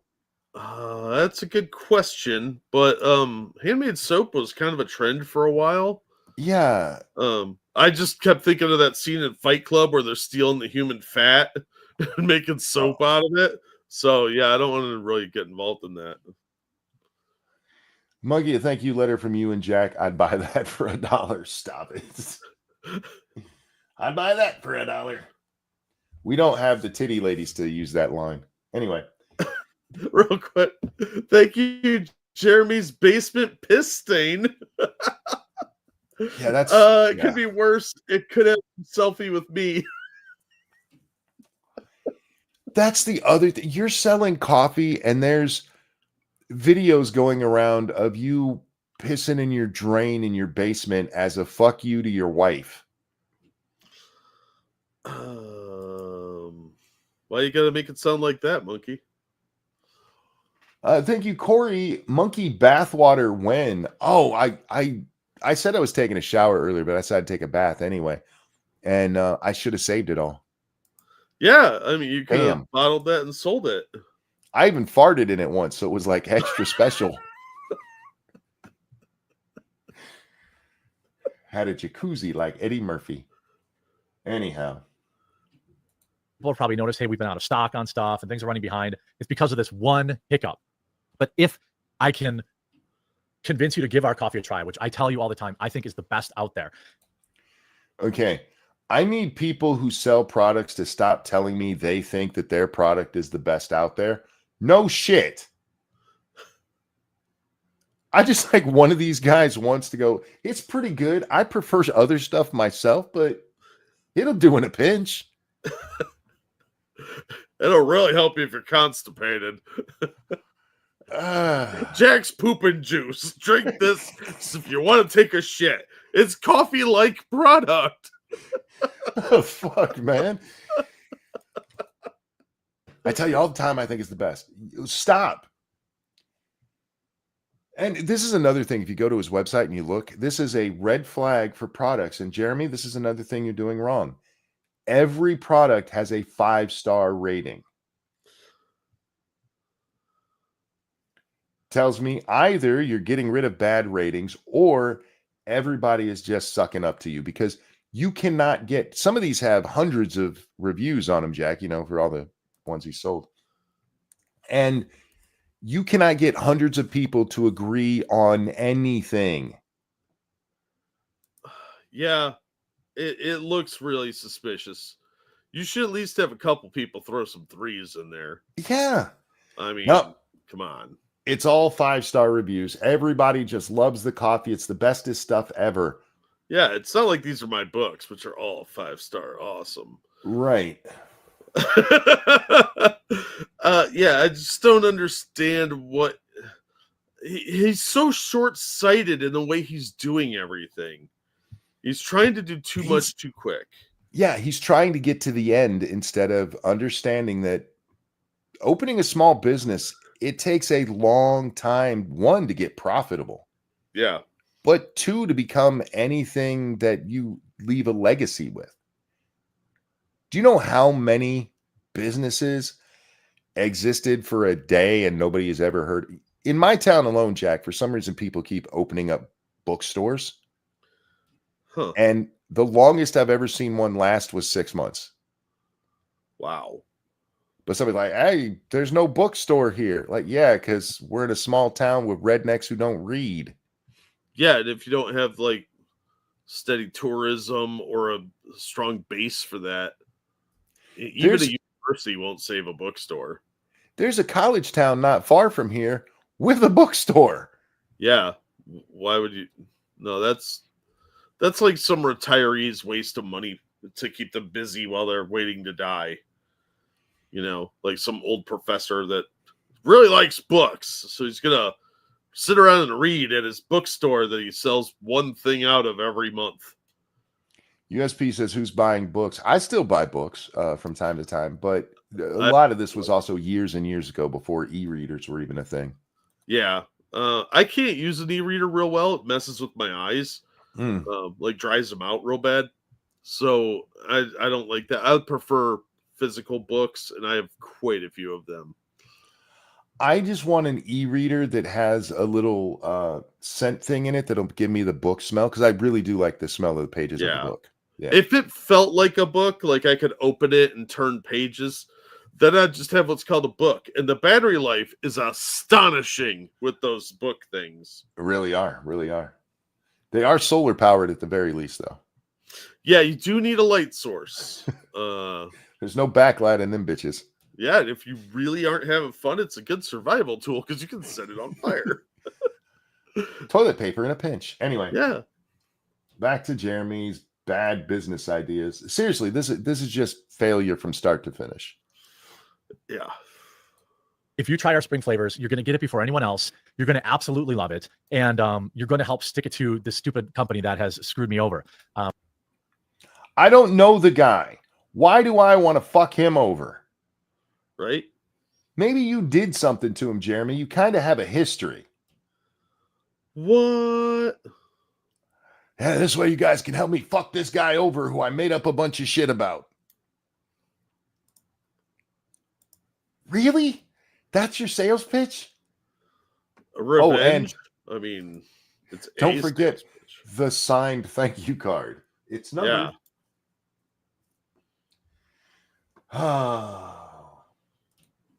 And keep me out of hopefully out of debtor's jail or whatever. And if you don't like coffee, I still have my Mega Mixology cookbook, which I'll link in the description down below. This is going to be kind of hard to see because of the pause bar there, but he's got 2 of these Mega Mixology books that he'll explain to us in a second. But I have to point this out. The regular book, which is a spiral book, Jack, costs... it is a mixed book, so I kind of get that. Fair. But it costs $35. Yeah. The signed copy costs $55. Why? Because Jeremy's signature is worth at least $20. That's why. I mean, no, it's not. I'm sorry. I got signed Tom McDonald CDs that only cost me $5 for the signature. Yeah, see, that's not unfair. Tom McDonald understands his place in the market. So $5, yeah, that's not unreasonable. For add it on for $5. Cool, yeah, that's an impulse shop thing. No wonder he thinks his signature should be signed and numbered when you think as Jeremy as the fucking quartering, your signature is worth $20. Welcome to Biden's America, man. Inflation sucks. Yeah, no shit. You think you signing a book is worth $20? How many times could you sign your name in an hour, Jack? Not a lot. I'm old and lazy. So, I don't know, 24, 25. Jesus I'll get Christ. distracted. I'm triple and I can beat that. Shiny things distract me very easily, monkey. I'll start thinking about Asians and I'll wander off. You know how I am. If you only sign your name once a minute, that is 60 signatures in an hour. Oh, it sounds like a lot of work. What is that? $1,200 an hour? Is my math right on that, or am I giving him one too many? Yeah, that would be $1,200 an hour. That's what he thinks his time is worth at minimum. That's if he pauses for 58 seconds out of every minute. God damn, bro. God damn. I really am learning that I am not as arrogant as I thought I was. I got nothing on some of these people. Dude, I'm telling you, like, you gotta step up your game because these guys, they're fucking professionals at this shit. Jesus Christ. Anyway. Oh, it's a pre-order that will be shipping around the end of April. It's hilarious. We already have almost 50 recipes done. They're like different memes of like cocktails, mocktails, coffee, tea drinks, summer drinks, fall drinks, but it's all got like, our sense of humor. And the tailgates for Trump. Do you have Trump's permission to use his likeness on this? He's a public figure in government, so you can pretty much get away with it. Not like this, though. Because the way he's presenting this, I mean, dude, well, we can kind of see it here. There's nothing here that is signifying that he's not involved. That looks like that was taken from a photograph, too. Yeah. That could pose some copyright problems for him. Even without it, it's kind of douchey. I mean, you're telling me about how much you're trying to keep your coffee brand separate, and then you had to try to save it. You have your Trump books with your face on them. I'm getting some mixed messages here. Yeah, and again, this looks like he's intermingling these monies too, because are the MAGA books associated with the coffee? Because otherwise he's moving money from one company to another one. Yeah, well, I mean, he told us that's what he's doing, because if you don't like coffee, you can buy this. I don't know, dude. That something weird going on here. But okay, if you want to have some books with Trump and MAGA on them, kind of focus on the logos more than Trump's image. And get an artist. Don't find some photo and fiddle with it, because somebody will probably sue you unless you took that photo.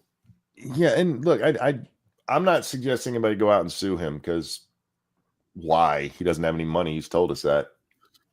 Yeah, he's already But- broke. He's judgment proof. But this is some dirty shit. This is dirty. Put back on sale too, to try and put money together. I just know, and if you don't like flavored coffee, we have tea, we have regular coffee. Our blueberry cobbler is really good. Our ultras. So your first instinct for your beverage company, if you don't like coffee, here's a book, and then you remember you sell tea. Yeah, this video is very incoherent. It lacks structure. It should have been way shorter, because the further it goes on, the more desperate he looks and the more disorganized he looks. And that does not Yes. inspire confidence when you're trying to sell stuff. Hey, Satsu, what's up, my friend? How are you today? Hey, Setsu. Now, if he was smart, honestly, this is how I think he should have done it was, hey, we've run into some technical problems. We need to buy a special piece of equipment to get things back on track, and we're trying to do a fundraiser for that. So could you buy some of our, if you want to buy the founders package, we're bringing that back for limited time only with this stupid autograph thing.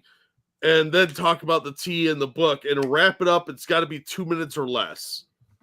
Don't ramble on like this. At the very least, script it, for fuck's sake. You would think, but I don't know. Maybe this is the script, because he tends to be a very hyper disorganized speaker anyway. Ibby says coffee's not a drink that blends well with other flavors. It can. It depends on the flavor. But like one of his ones here is tangerine, which just the thought of coffee and tangerine together makes me want to vomit.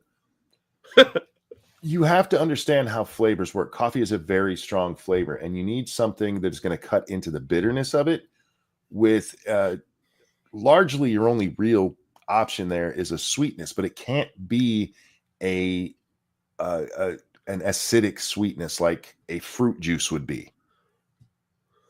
That does not, those tastes don't go together. But the fat guy on the screen there likes it, so he really does think it's the best, Jack. Of course, he needs to make money off of it to buy this equipment that he just put on his credit card. Yeah. 80 grand on your credit card. Seriously, dude. You could have bought my house for less than that. Yeah. And I wouldn't have put that on my credit card either. Silky Ultra Dark Roast is really good. Our 004 is good. Our Ethiopian's good. We have something for you. And so I'm hoping today you'll give Coffee Brand Coffee a chance, or you'll pick. For the record, I do drink tea. I told you just the other day I drank warm tea because my throat was hurting me. I love tea, both sugared and not. And I buy the little Lipton bag because it's cheap as fuck for 100 of them. and yeah, I'm not going. Jeremy got in a pissing match with somebody. Guess I'm going to pay more for crappy tea I've never tried before. But you'll get his autograph. No, because you don't get the autograph with tea. You got to buy this founders pack here. Oh, and that's what, like $100 you said? Yeah, $100, 99. It's not even a full $100. It's only 99,000. Is that even $99.99? No, just 99 even. Oh, that's weird. Because if you make it $100, people won't buy it. Which, by the way, that is a real thing. Yeah. If you sell something for $100 and then you lower the price to $99.99 and check the sales, you'll sell more with that 1 penny less. Oh yeah, but it's got to be the 99 cents on there, not just like a full $1 off. I've told this story. Well, I've told this story before. My wife, way back in the day when we were like dirt poor, she loved Pantene, but we couldn't afford it. So she'd only buy it on sale.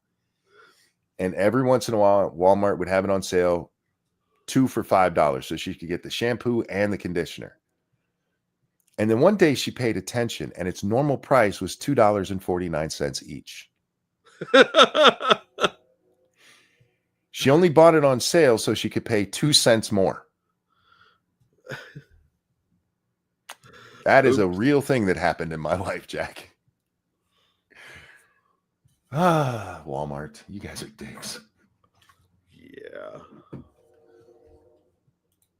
Pick up a cookbook to help me get out in front of this a little bit. I know once we get this equipment in the office, there's nothing stopping Coffee Brand Coffee from being in the grocery stores, maybe as soon as the end of this year. Except you have to show the sales that would justify them clearing shelf space for you. Yeah.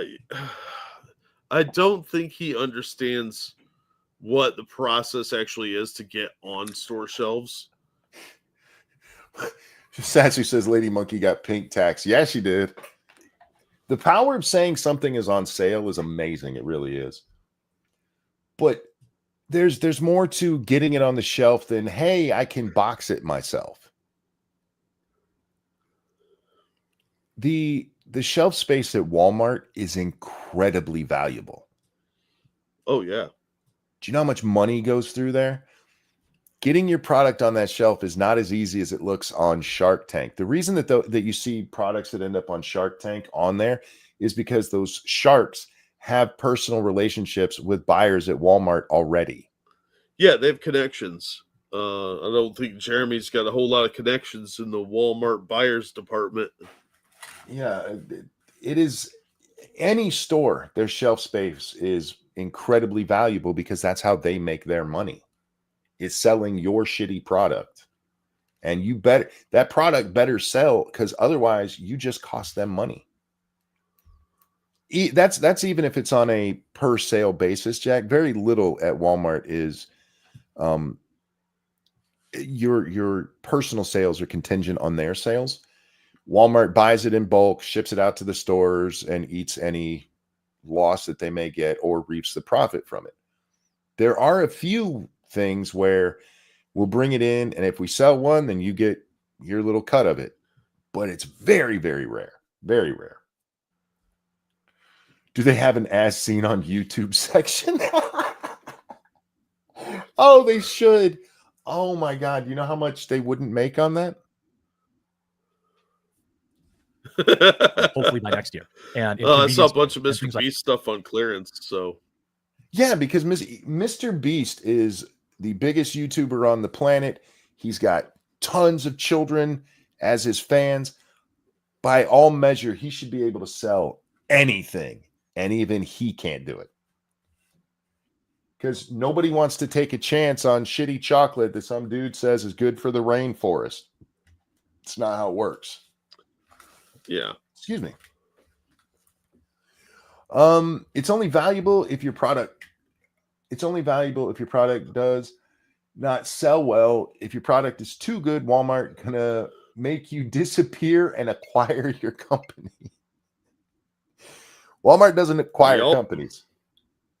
They force you to lower your excuse me. Bless you. Sorry.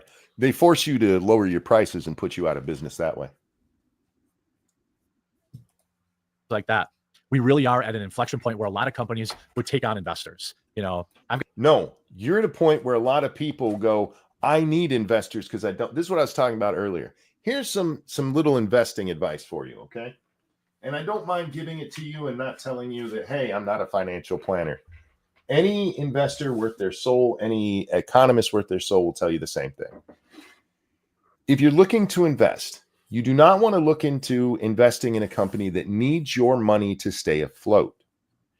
You want a company that needs your money to expand. Because the company that just needs your money to stay afloat is going to get right back into debt and go out of business. Yeah, you want they already have a track record of bad decisions. Yeah. Let's say widgets. Somebody's selling widgets. And one guy, he has plenty of stock. And he just can't sell the shit. And he's Jeremy here. And he put $80,000 on a credit card. You do not give that guy money. Now, Widget B company, these guys, they just cannot make, they're selling so many widgets, they can't make them fast enough. So they need a new machine to make more widgets. That's who you invest in. Because that guy knows how to sell his product, and it's probably going to be spent well, and you'll all make a whole bunch of money. You give Jeremy money for this, neither of you are going to have money. That's just how it goes. Wait, who's selling midgets? No, widgets with a W. Turn that M upside down. If they were selling midgets, I'd already have at least a dozen. Yeah, widgets are midgets from the Underdark. Yes. They're Australian midgets. They're upside down. Yeah. I've got $300,000 almost floating right now in debt. I'm just being dead serious because of Here's another tip for you. When you're trying to tell, hey, we need some help, don't drop the actual figures. No, God, no. Not when it's that big of a number. Hey, guys, I've mismanaged $300,000. Can I have some of your money? That'd be great. Yeah, Jesus Christ. $300K in debt. And either just put $80K on his credit card, making it $380,000, or he was already $220K in the hole. I'm prepared to give him the benefit of the doubt that he was only 220 in, and he just blew up that number with another 80 on his credit card, which is probably 25 to 30% interest. There is nothing about this video that is how you should run your business at all. Well, unless you're a competitor of ours, and this is absolutely how you should run your business. Yes, indeed. Indeed. the huge stock up for Mother's Day. Now I got to buy this machine I wasn't planning on buying. And but if we come out the other side of this, we will be fully stocked on Amazon. We'll be fully stocked on our website. We'll be fully vertically integrated. So we'll be able to lower prices and lower costs. We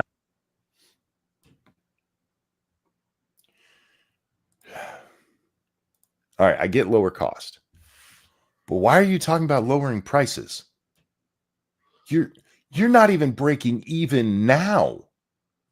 Yeah, and his prices need to go up.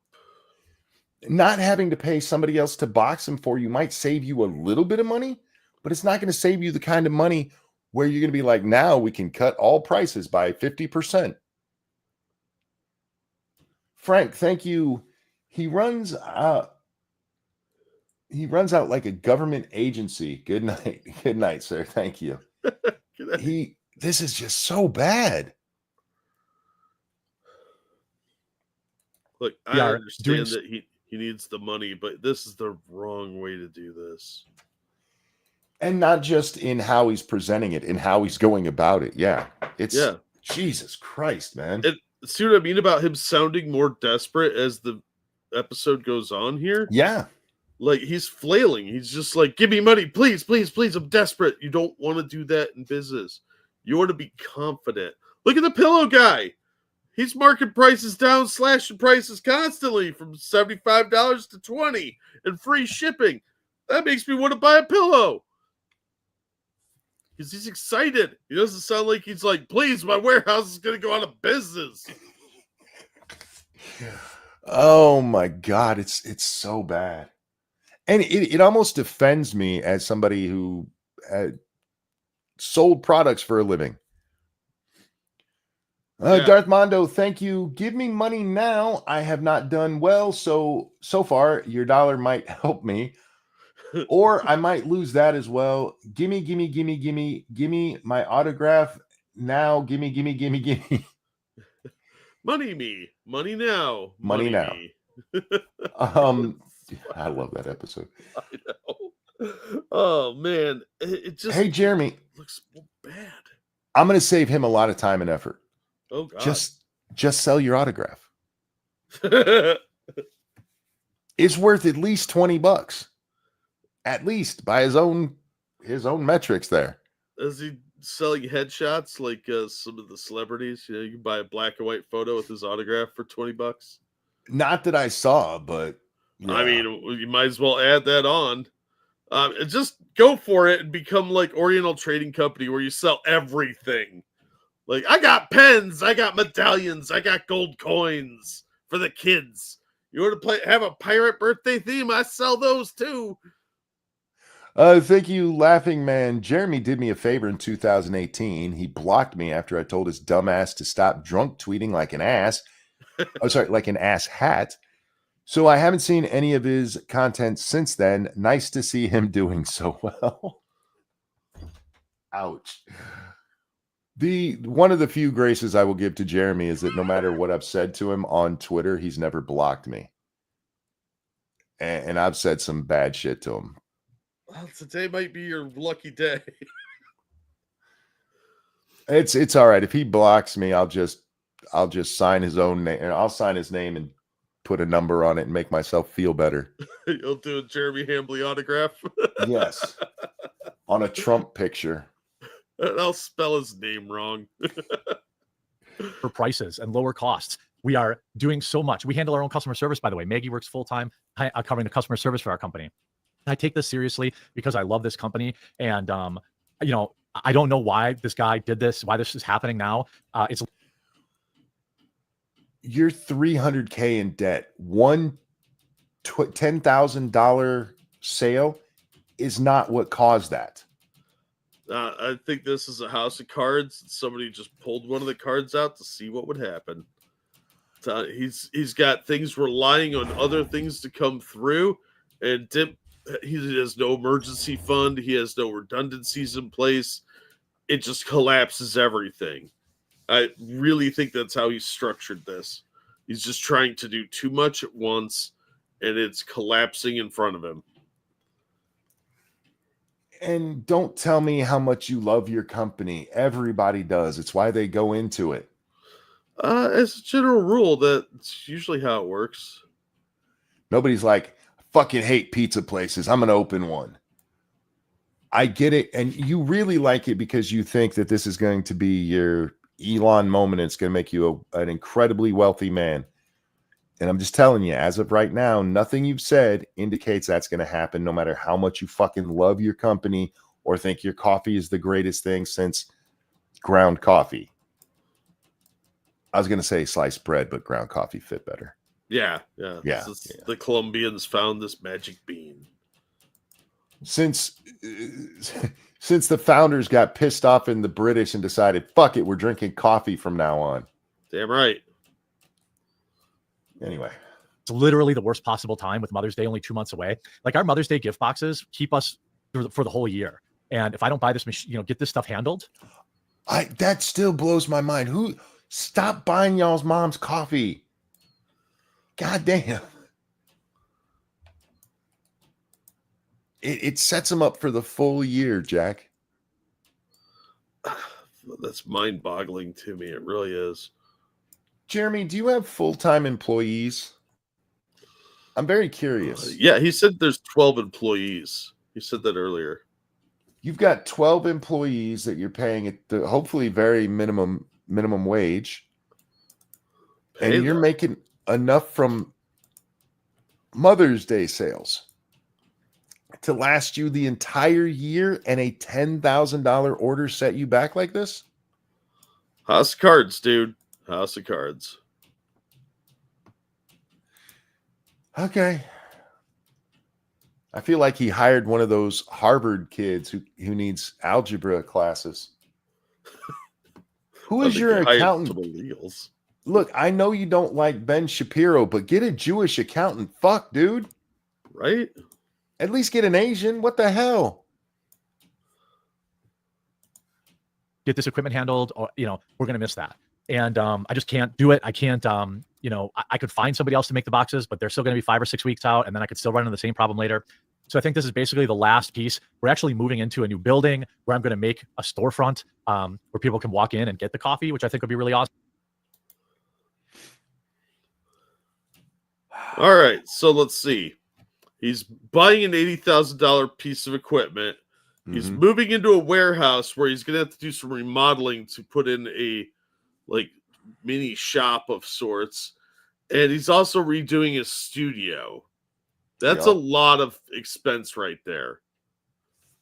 You could stagger those, do them over time. Hey, I need some coffee. Let's go to the YouTuber's house.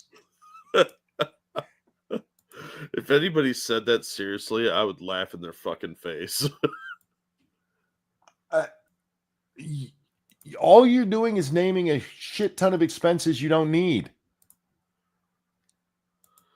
We're moving into a new building where we're going to have a storefront because I think that'll be awesome. That is your problem. is that you're out there shooting for awesome instead of business. This is a business, dipshit. Yeah, you do stuff in stages. You cannot rush these things. It will not work. It always falls apart. He's like the fire festival organizer. Oh, Yeah. let's add this. Let's add this. So we'll tell everybody we're doing that before we get any contracts signed. By the way, here's your sandwich with cheese. I'd love to see the numbers of how many K-cups and coffee bags he sells at Mother's Day. Because I'm sorry, we have to take his word for it, but I'm just not believing that Mother's Day is carrying him through the year. Maybe it does. I'm prepared to accept that as a possibility, however unlikely and ludicrous as it sounds. But he's trying to do too much at one time. A new warehouse or distribution center, whatever he's calling it, with a storefront on it, that costs money, like serious money. And then he's redoing a studio, and now he's got this $80,000 expense. I'm telling you, man, there's too much going on here. There's too many things that could go wrong here. What's minimum wage? Anybody know? Right off, it's 7 something. Oh, I don't know. Did it go up at all?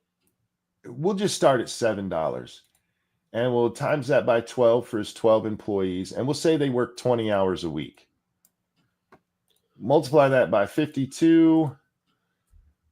That's $87,360 just in wages at halftime. Not even, that's below part-time.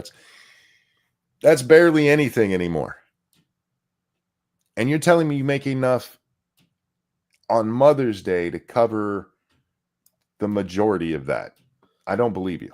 That's why I think his money's intermingled. He's paying them through like his YouTube and various other income sources that he's got. He's got this all mixed up together, and it's just a giant house of cards.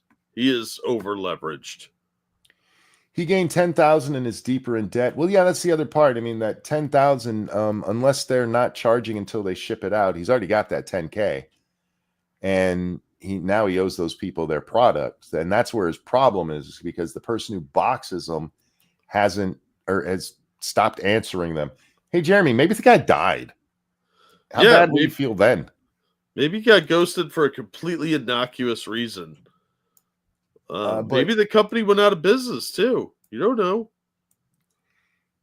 Yeah, that 10,000 is not the be all end all that he's talking about here. No, it's just the straw that's breaking the animal's back here.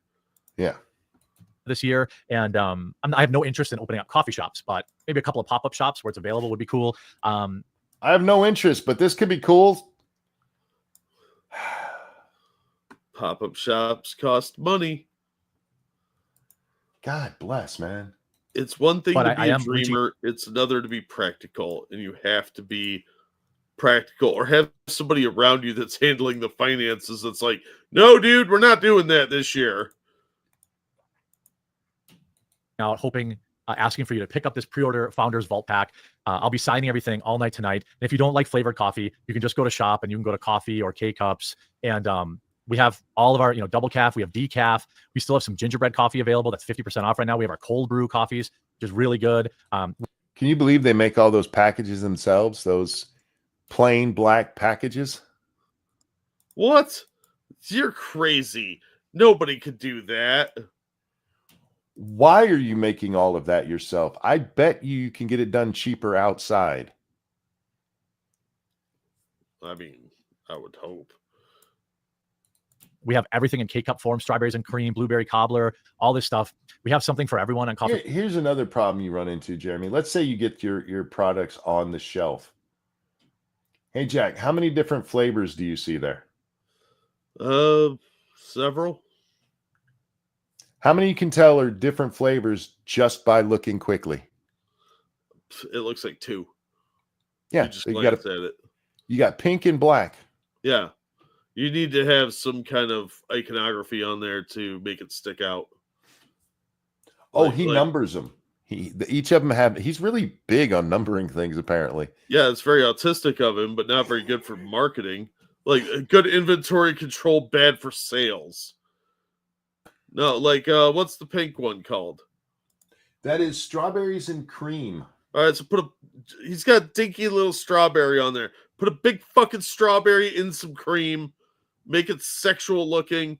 Blueberry, where's the blueberries? I don't see any fucking blueberries. Well, this is where you get that he really got this idea from Black Rifle, because their packaging is very basic. Yeah. He's literally just lifted their look. Yeah, but it's not a good look. No. Even they are struggling. It's impossible. As you're walking down the coffee aisle and you're looking for, hey, I really hate myself, so I want to take this disgusting coffee and mix it with a juice nobody would ever fucking drink. Maybe this black one is the one I'm looking for. Or they could go to the one that has a package like you described, Jack, with a giant strawberry splashing in the milk. Yeah. Yeah, it's a popular motif.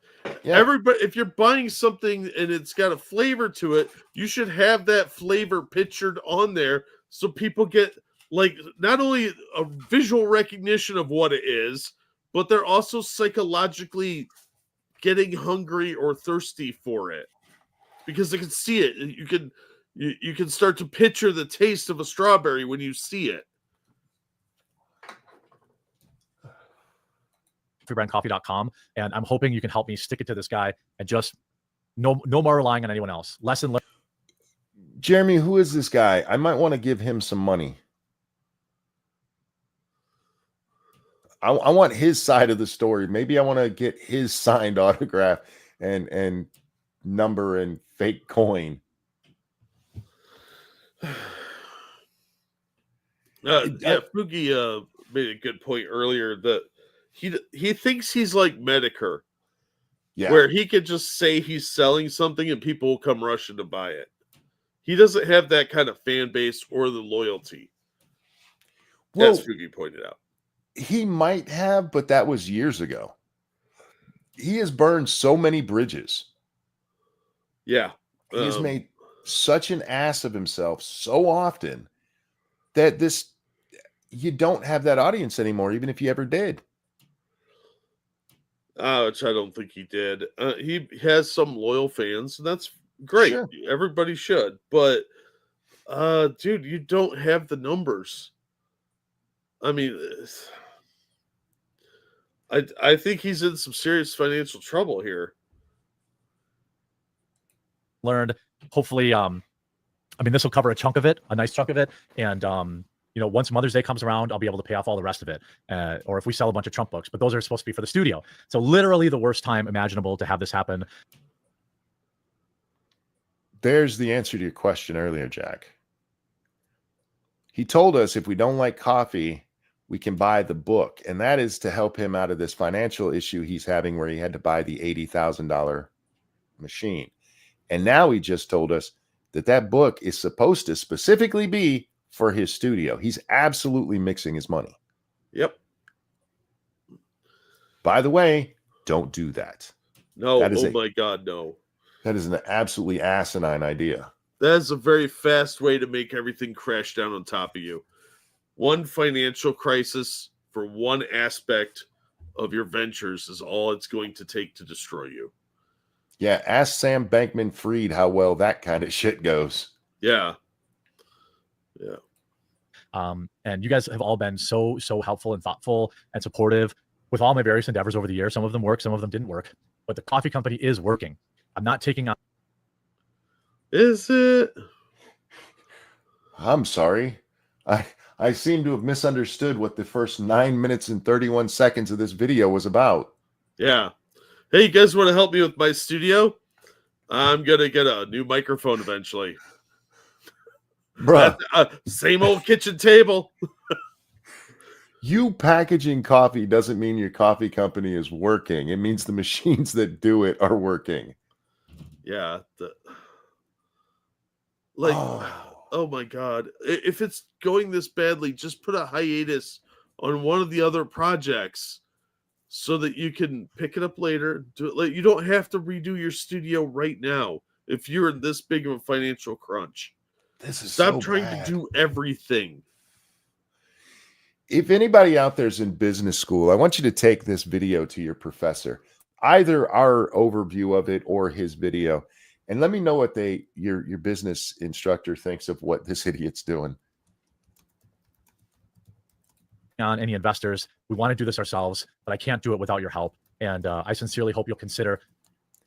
Want to do it ourselves, but I can't do it without you. We're back to our mixed messaging, Jack. I know what he means here, but it just sounds stupid. Yeah. I mean, again, like my idea of redoing my studio is not like a literal remodel. It's I'm going to upgrade my equipment, and I don't have any expensive equipment. What are you doing, dude? Your studio can wait. You have perfectly functional equipment now.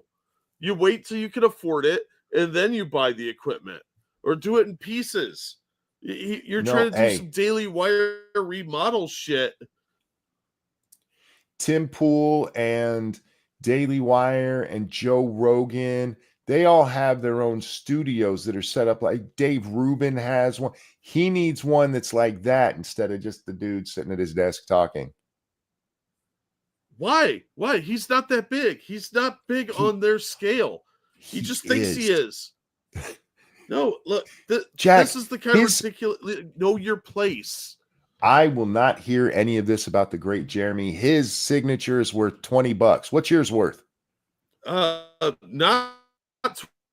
$20, but I give it away for free all the time when I'm signing.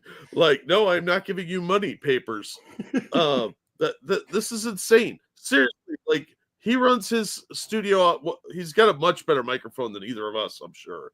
But what do you really need to do this? I have my laptop, a monitor, and a microphone in the headset. That's really all I need. And if I want to upgrade those, I do them in pieces. I bought these earphones a couple years ago. They've been great. They were like $20. Somebody in the audience recommended them, and they're fantastic. They're the ones I think I recommended to you, Monkey. Yeah, they're the ones I'm wearing right now. Yeah, they were like $20. Microphones are like $150. Monitors are like $100. Shit, I have like a TV I'm going to convert once I officially get moved all the way over and I get the new setup done. I'm going to have a TV as a monitor because it's free and it's there. What is he going to do? What are you hiring a carpenter to come in and recreate your set? Why? What a complete fucking waste of money. Dude, they're dumb. You're just dumb. Stop doing dumb shit with your money and you won't be in these problems. You probably could have paid for the equipment you wanted and preemptively by not redoing your studio and getting a stupid distribution center. He could have redone his studio with maybe a little angry. No, you're fine about that. He could redo his studio with a $30 green screen and some pretty cheap editing equipment or editing software. Yeah, you can literally be in the middle of the Ukrainian streets like Zelensky if you want to be. Yeah. Like I have a green screen. I have some photo lights from when I was doing photography stuff. I have all that shit for when I do the board game unboxings, which are coming back. And I use those for that. But that stuff I've already had laying around, and all that stuff was super cheap. I bought the low end stuff that was reliable. It's like one step above the Temu brand, you know. But you buy stuff that'll function and work, and then you don't buy anything until you can afford to. I mean, don't be a fucking idiot with your money. Well, you don't need a studio. You're Jeremy fucking Hambley. You're not Dave Rubin. Again, this goes back to the investment thing. Even if you have that money, you don't just do it because you can. You save that for a rainy day. You change things when you need to. He is spending money because he wants to. He wants a new studio. He doesn't need one. I want this, so I'm going to go spend that money. That is a bad way to spend your money, especially in business. Dumb way to spend your money. Yeah. All right, we're almost done. Picking up this founders pack, which will be linked in the description, or if you just go to coffeebrandcoffee.com, it's right on the homepage, or picking up something. Support small business. We really, we're about a dozen employees, and we really care. We care about you. We care about our coffee. We care about our. Jackie cares about us. I don't fucking care. I don't care that he cares. Like, seriously, what? This is stupid. You caring doesn't make you any better at business, bro. And that's the issue here. Yeah. I'm seriously getting more agitated the second time watching this. Fair enough. I watched it 3 times earlier just to make sure I heard everything correctly. I was fucking around on Twitter too, so, Yeah, but it sounds like he has 0 rainy day fund. Like, he was totally caught off guard for this, and I understand that situations come up, but you should have had some money set aside for some sort of catastrophe. You don't need to set aside 80 grand on a credit card, but like you said earlier, he had time to shop around and find somebody else to do the packaging for this.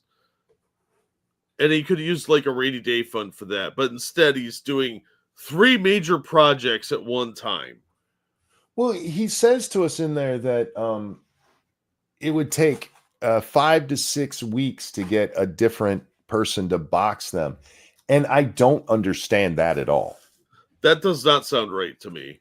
Because it might be, but a $5,000 quantity K-cup order like that, 20,000 total pieces. Wait, did I do the math wrong? Is that only 500? I might have done the math wrong. Yeah, so it's only 500 boxes. That should be less than a day for anybody who's already set up doing this stuff. Even if it's 10,000, it shouldn't take that long to do. But again, I'm not a coffee expert, so maybe it would take like a week or 2, but I don't think his timeline quite makes a lot of sense here. I think he just saw the equipment, decided to take the jump, and because now there's this opportunity to just justify the expense, and then go and beg his audience for money. And again, in fairness, he's not asking for donations. He just wants you to buy his signature for $20. Yeah, that's at least reasonable. He's not like, oh, I'm so desperate. He's not like a Drastia. True. Like, oh my God, if I don't get $20 in weed, I'm going to wither away.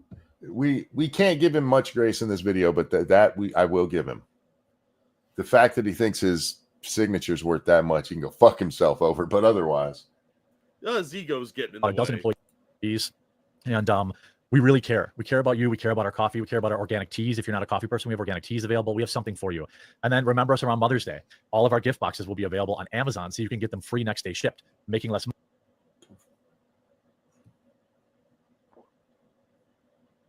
See how desperate he sounds by the end of this video? He really does. I mean, it's almost manic how desperate he's hyped himself into desperation. I think he really overextended himself. Maybe the wife didn't know about the $80K investment on the credit card, and she's like, "What?" Right? Money, but it's about expanding the reach of us. I'm taking this very. It's not about expanding the reach. It's about you barely being able to stay in business. Yeah, this is about maintaining. Yeah. But again, he's got 3 major projects all at once. That's a really stupid move. Seriously, and we've come so far exclusively because of all of you. And I wanted to reach out one more time and see. We've got about 800 of these founders packs left, and that's it. Please pick one up today. And if you don't like the flavored coffee, then there's a bunch of other stuff you can get. Although I highly recommend this. Maggie and I and my wife worked very. Is his wife's name Maggie or Meggie? I think there's somebody named Megan that works for him, and his wife is named like Maggie or something, or Mary. Because he keeps saying Meggie. He said her name a couple of times, and that's really bothering me because if somebody named their kid Meggie, I'm upset by that. Yeah, Peter, exactly. Fast expansion can kill your business. Yeah, a lot of people find that out the hard way. It's a dangerous gambit. What's the name of the people that used to make the workout equipment real recently that you could subscribe to? Yeah, I know what you're talking about. I forget. They really got big because of COVID. Yeah, and they were building like expansion factories and stuff like that, and then Yeah. the lockdowns ended and they collapsed. Yep. So as people could go out. Yeah. Yeah. Yeah, Peloton. Was it Peloton? Something like that. Yeah. Yeah, it's something like that. They were expanding because they overestimated the demand because everybody was locked in, and they apparently thought that was never ending. Cross-Gen Comics had the same problem. They were getting into bookstores, but they had bookstore returnability, and they didn't factor that in. So all these books got sent back, and they had to refund the money for all of them, and it crippled their finances. It's just short-sightedness. You have to really think through every aspect of what you're doing, and buying an $80,000 piece of equipment when you're a microscopic business, and then buying a warehouse / storefront on top of that, and redoing your studio, dude, that's a bold strategy. I don't think that's gonna work out for you. I know I keep repeating very that, hard. but it's just making me angrier as we watch this. Well, that's fair. Dialing this flavor in, multiple iterations. The freeze dried strawberries are ridiculously delicious too, and they'll all be signed, numbered. Hey guys, the fat guy likes sweet things. News at 11. Hang on, he's getting to it again. I love that he does this. Freeze-dried strawberries are ridiculously delicious too, and they'll all be signed, numbered, and they're going to ship in early April. So That's what's important to you when you buy coffee, right? The signature and the number. I love that he thinks that numbered thing is such a big deal. His ego is going to be his own downfall. These aren't comic books; they're K-cups, you retard. Yeah, they're not going up in value. it's only a couple. Kids be trading them on the playground. I got number 45. I got number 66. It's the one where he forgot to put the Y on Jeremy. It's worth even more. It's a misprint. Fuck. Weeks and you'll have it, and you'll get it before anyone else. Our new spring flavors, which are ridiculously good. Thanks so much for always being there for me. If you don't like coffee, you can pick up the Mega Mixology book, and I will not talk about coffee at all tomorrow. Okay, I won't talk. All right, that's the end of the video. He just wraps up. He won't talk about coffee, but he'll talk about that Mega Mixology book and his desperate need to expand his business. I'm going to write me a cookbook, Jack. Everybody does it, so I need to get me one. Yeah, go for it. I'm gonna make the cookbook 100 different ways to use ranch that'll make other people gag. Yeah, but you should do it only with breakfast foods, so you could say monkey makes it in the morning. Actually, it's pretty good in on like sausage and stuff. I'm not gonna lie to you. Ranch is good on everything, so I could do tons of them. I honestly did want to highlight that for people who are thinking about going into business and stuff, because there's so many lessons to learn there. Jesus, Mother of Mary. Yeah, unfortunately, when people get in business, they don't always think things through. They have an idea, they think it's great, but they don't take the time to plan out the success and the expansion and what stages they need to accomplish before they can expand.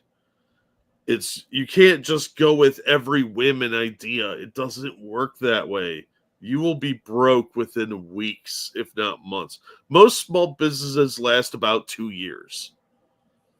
Unless he was paying an outrageous amount for that packaging of those K-cups, he's not going to save the money he thinks he is with that machine. Yeah, I mean, small orders tend to cost a lot more, so it's hard to say. But I get his long-term strategy of trying to do it all in-house, but I don't know, man.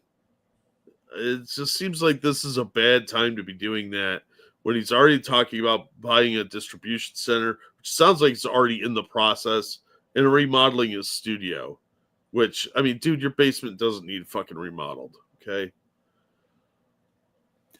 this wouldn't make sense even if he wasn't doing those other things, because those other things, again, that might be part of what's pushing him into the debt. But he's not at a place. He's got this long-term goal, and he's just trying to cheat and get to the end.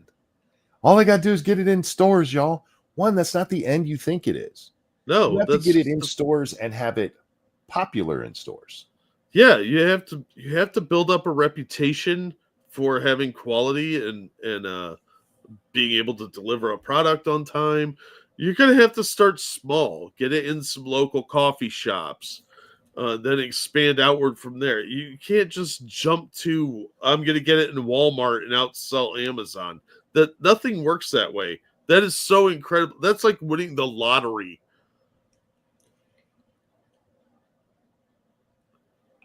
I know I brought this up earlier, but I can't count the number of products that we carried at Walmart for a very short time.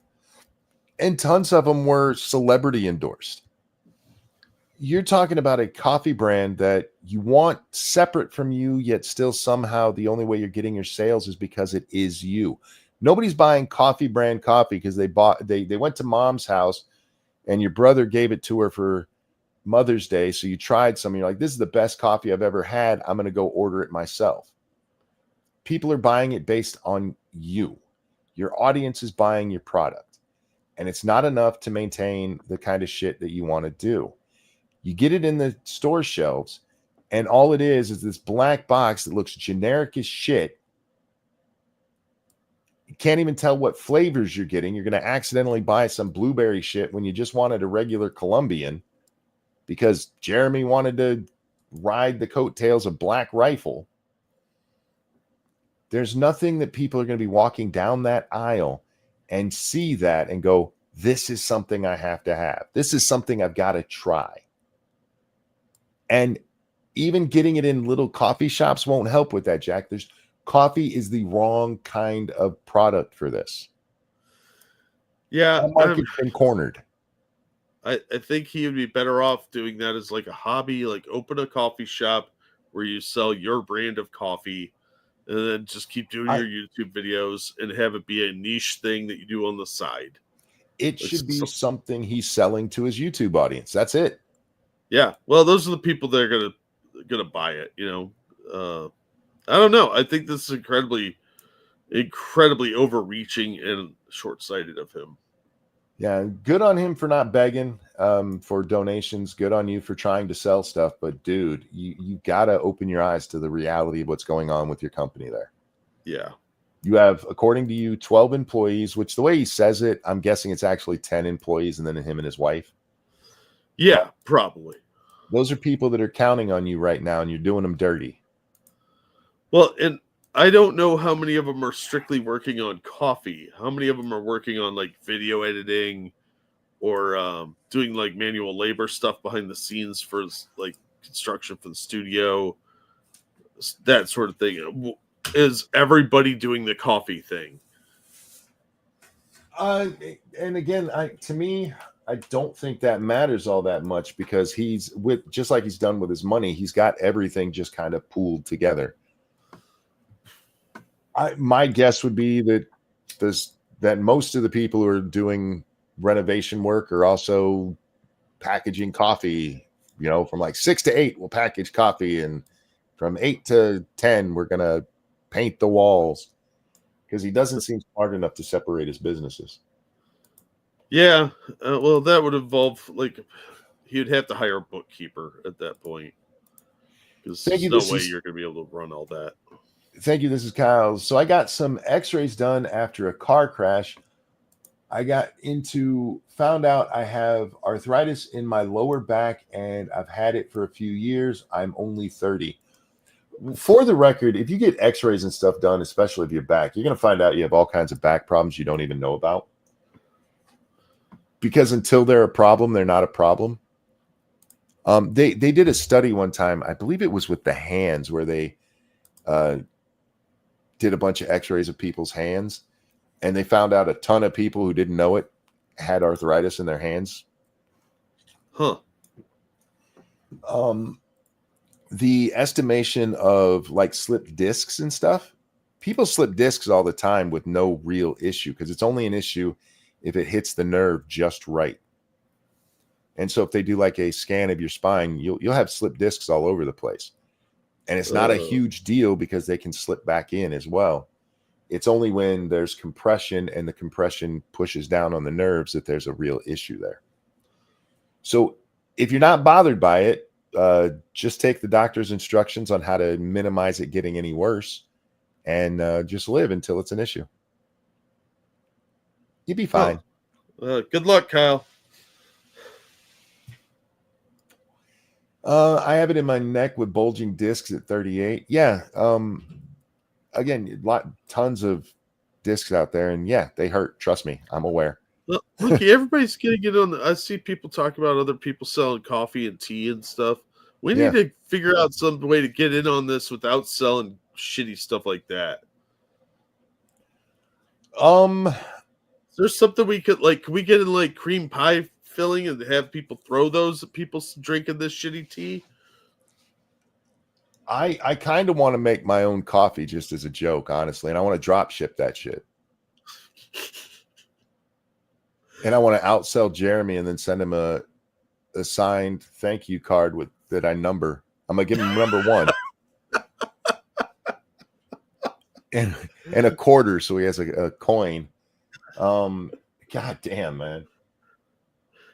I'm offended at how bad he is at business. Well, like everybody's got their talents, and most people, it's not business. I blame the people who tell you how to do YouTube, because if you watch, especially any of these people who tell you how to get rich at this, they always tell you need to diversify and get into other income streams. And for some reason, every YouTuber hears, I have to sell products. Especially coffee, apparently. And the whole coffee thing only came up because of the Black Rifle stuff. And it was a cynical attempt to jump on this and reap the rewards of somebody else failing. So it's kind of karma. Yeah, I've already got my coffee logo face picked out. There you go. We've gotten to the point that we have micro coffeeries instead of breweries. Yeah, they're just coffee houses. That's the face of a coffee drinker right there. My new avatar. Get used to it, kids. I'm just man, I'm offended by how bad he is at this. Hey, you should be. I mean, stick to outrage that other people have already talked about, dude. Yeah, you had a good thing going. Don't try and ruin what you're doing. Okay, you're trying too hard. Dial it back 6 or 7 notches. Okay. Honestly, Jack, you could sell a lot of meth with that logo. Fair. Right?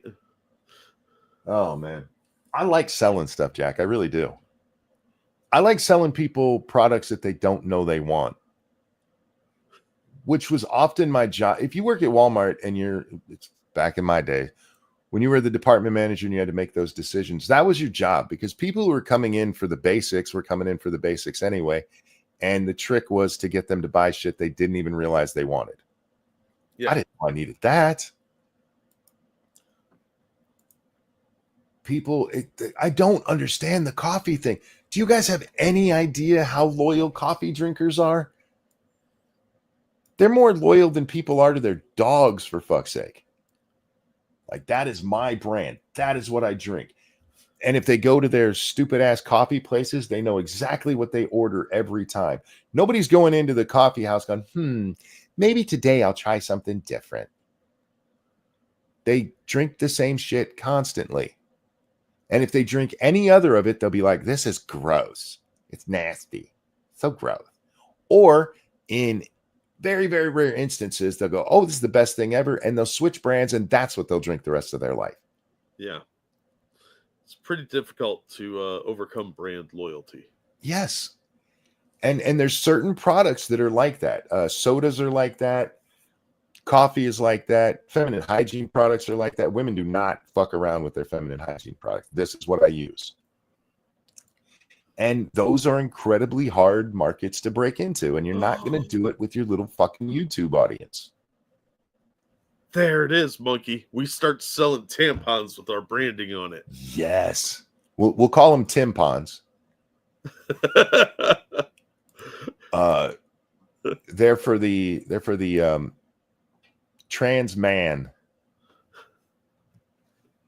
Timpons for the trans man. That's what we should do, man. Now you can insert monkey inside of you. Like you've always wanted. You know it's true. With that, guys, with this bad way of doing business out of the way, I just can't believe how bad that is. And he doesn't see the headlights coming. No, and that's the worst part is I think he's just so blinded by his own desire for expansion that he can't see the failings in it. Or maybe he does. Maybe he sees the metaphorical train coming down the tracks at him and he's in too far. That's always a possibility, but I think it's just overextension, and it's a really foolish way to do business. It's a very bad way to do it. Just keep selling shit to your audience, man. They're clearly buying it. Why? Stop trying to get ahead of yourself. You're not the next Jeff Bezos, bro. I'm going to take on Amazon. Are you fucking retarded? Seriously? Anyway, thank you guys for coming and hanging out with us. Thank you for the donations. You guys are so very kind to us. Don't forget, for $1 million, there's only 1,000 of them. I will send you a thank you card numbered with my signature on it. I'm not going to sign it. I'm going to have my wife do it. Get your auto pen out. Yeah, fuck that. I'll make that shit in Photoshop and send it to you. $1 million, it can be yours. Jack, anything you want to show? No, I got nothing today, but thank you guys so much for the donations. Have a great day, and be careful with your money. Don't intermingle. I'm not a financial advisor, obviously, but don't intermingle your money with your business stuff. You're just asking for trouble. If you're just starting like a little lemonade stand or something, or if he was just doing YouTube, it'd be fine. Once you start venturing out further into that, you need advisors that will tell you to stop doing what you're doing right now because you're bad at this, really bad at this. Yeah, it's one thing to sell products to your audience who are loyal. That's branded stuff, though. You should be selling like your weird face outline shirts and trinkets, stuff like that. That's fine, but you're trying to go into a totally alien market. That's a whole different ball game. He thinks his signature's worth $20, man. It shows you what's wrong with the self-esteem stuff they teach kids now. I wonder how often somebody's got to have done that before. How many times you can sign your name in a minute? That probably varies by person. Yeah, but there's got to be like an average. Even if we're being generous, 4 times a minute is a lot, right? That's 15 seconds. Yeah, that's 15 seconds for each signature. I don't know. That's a lot of work. You're not worth $20, bro.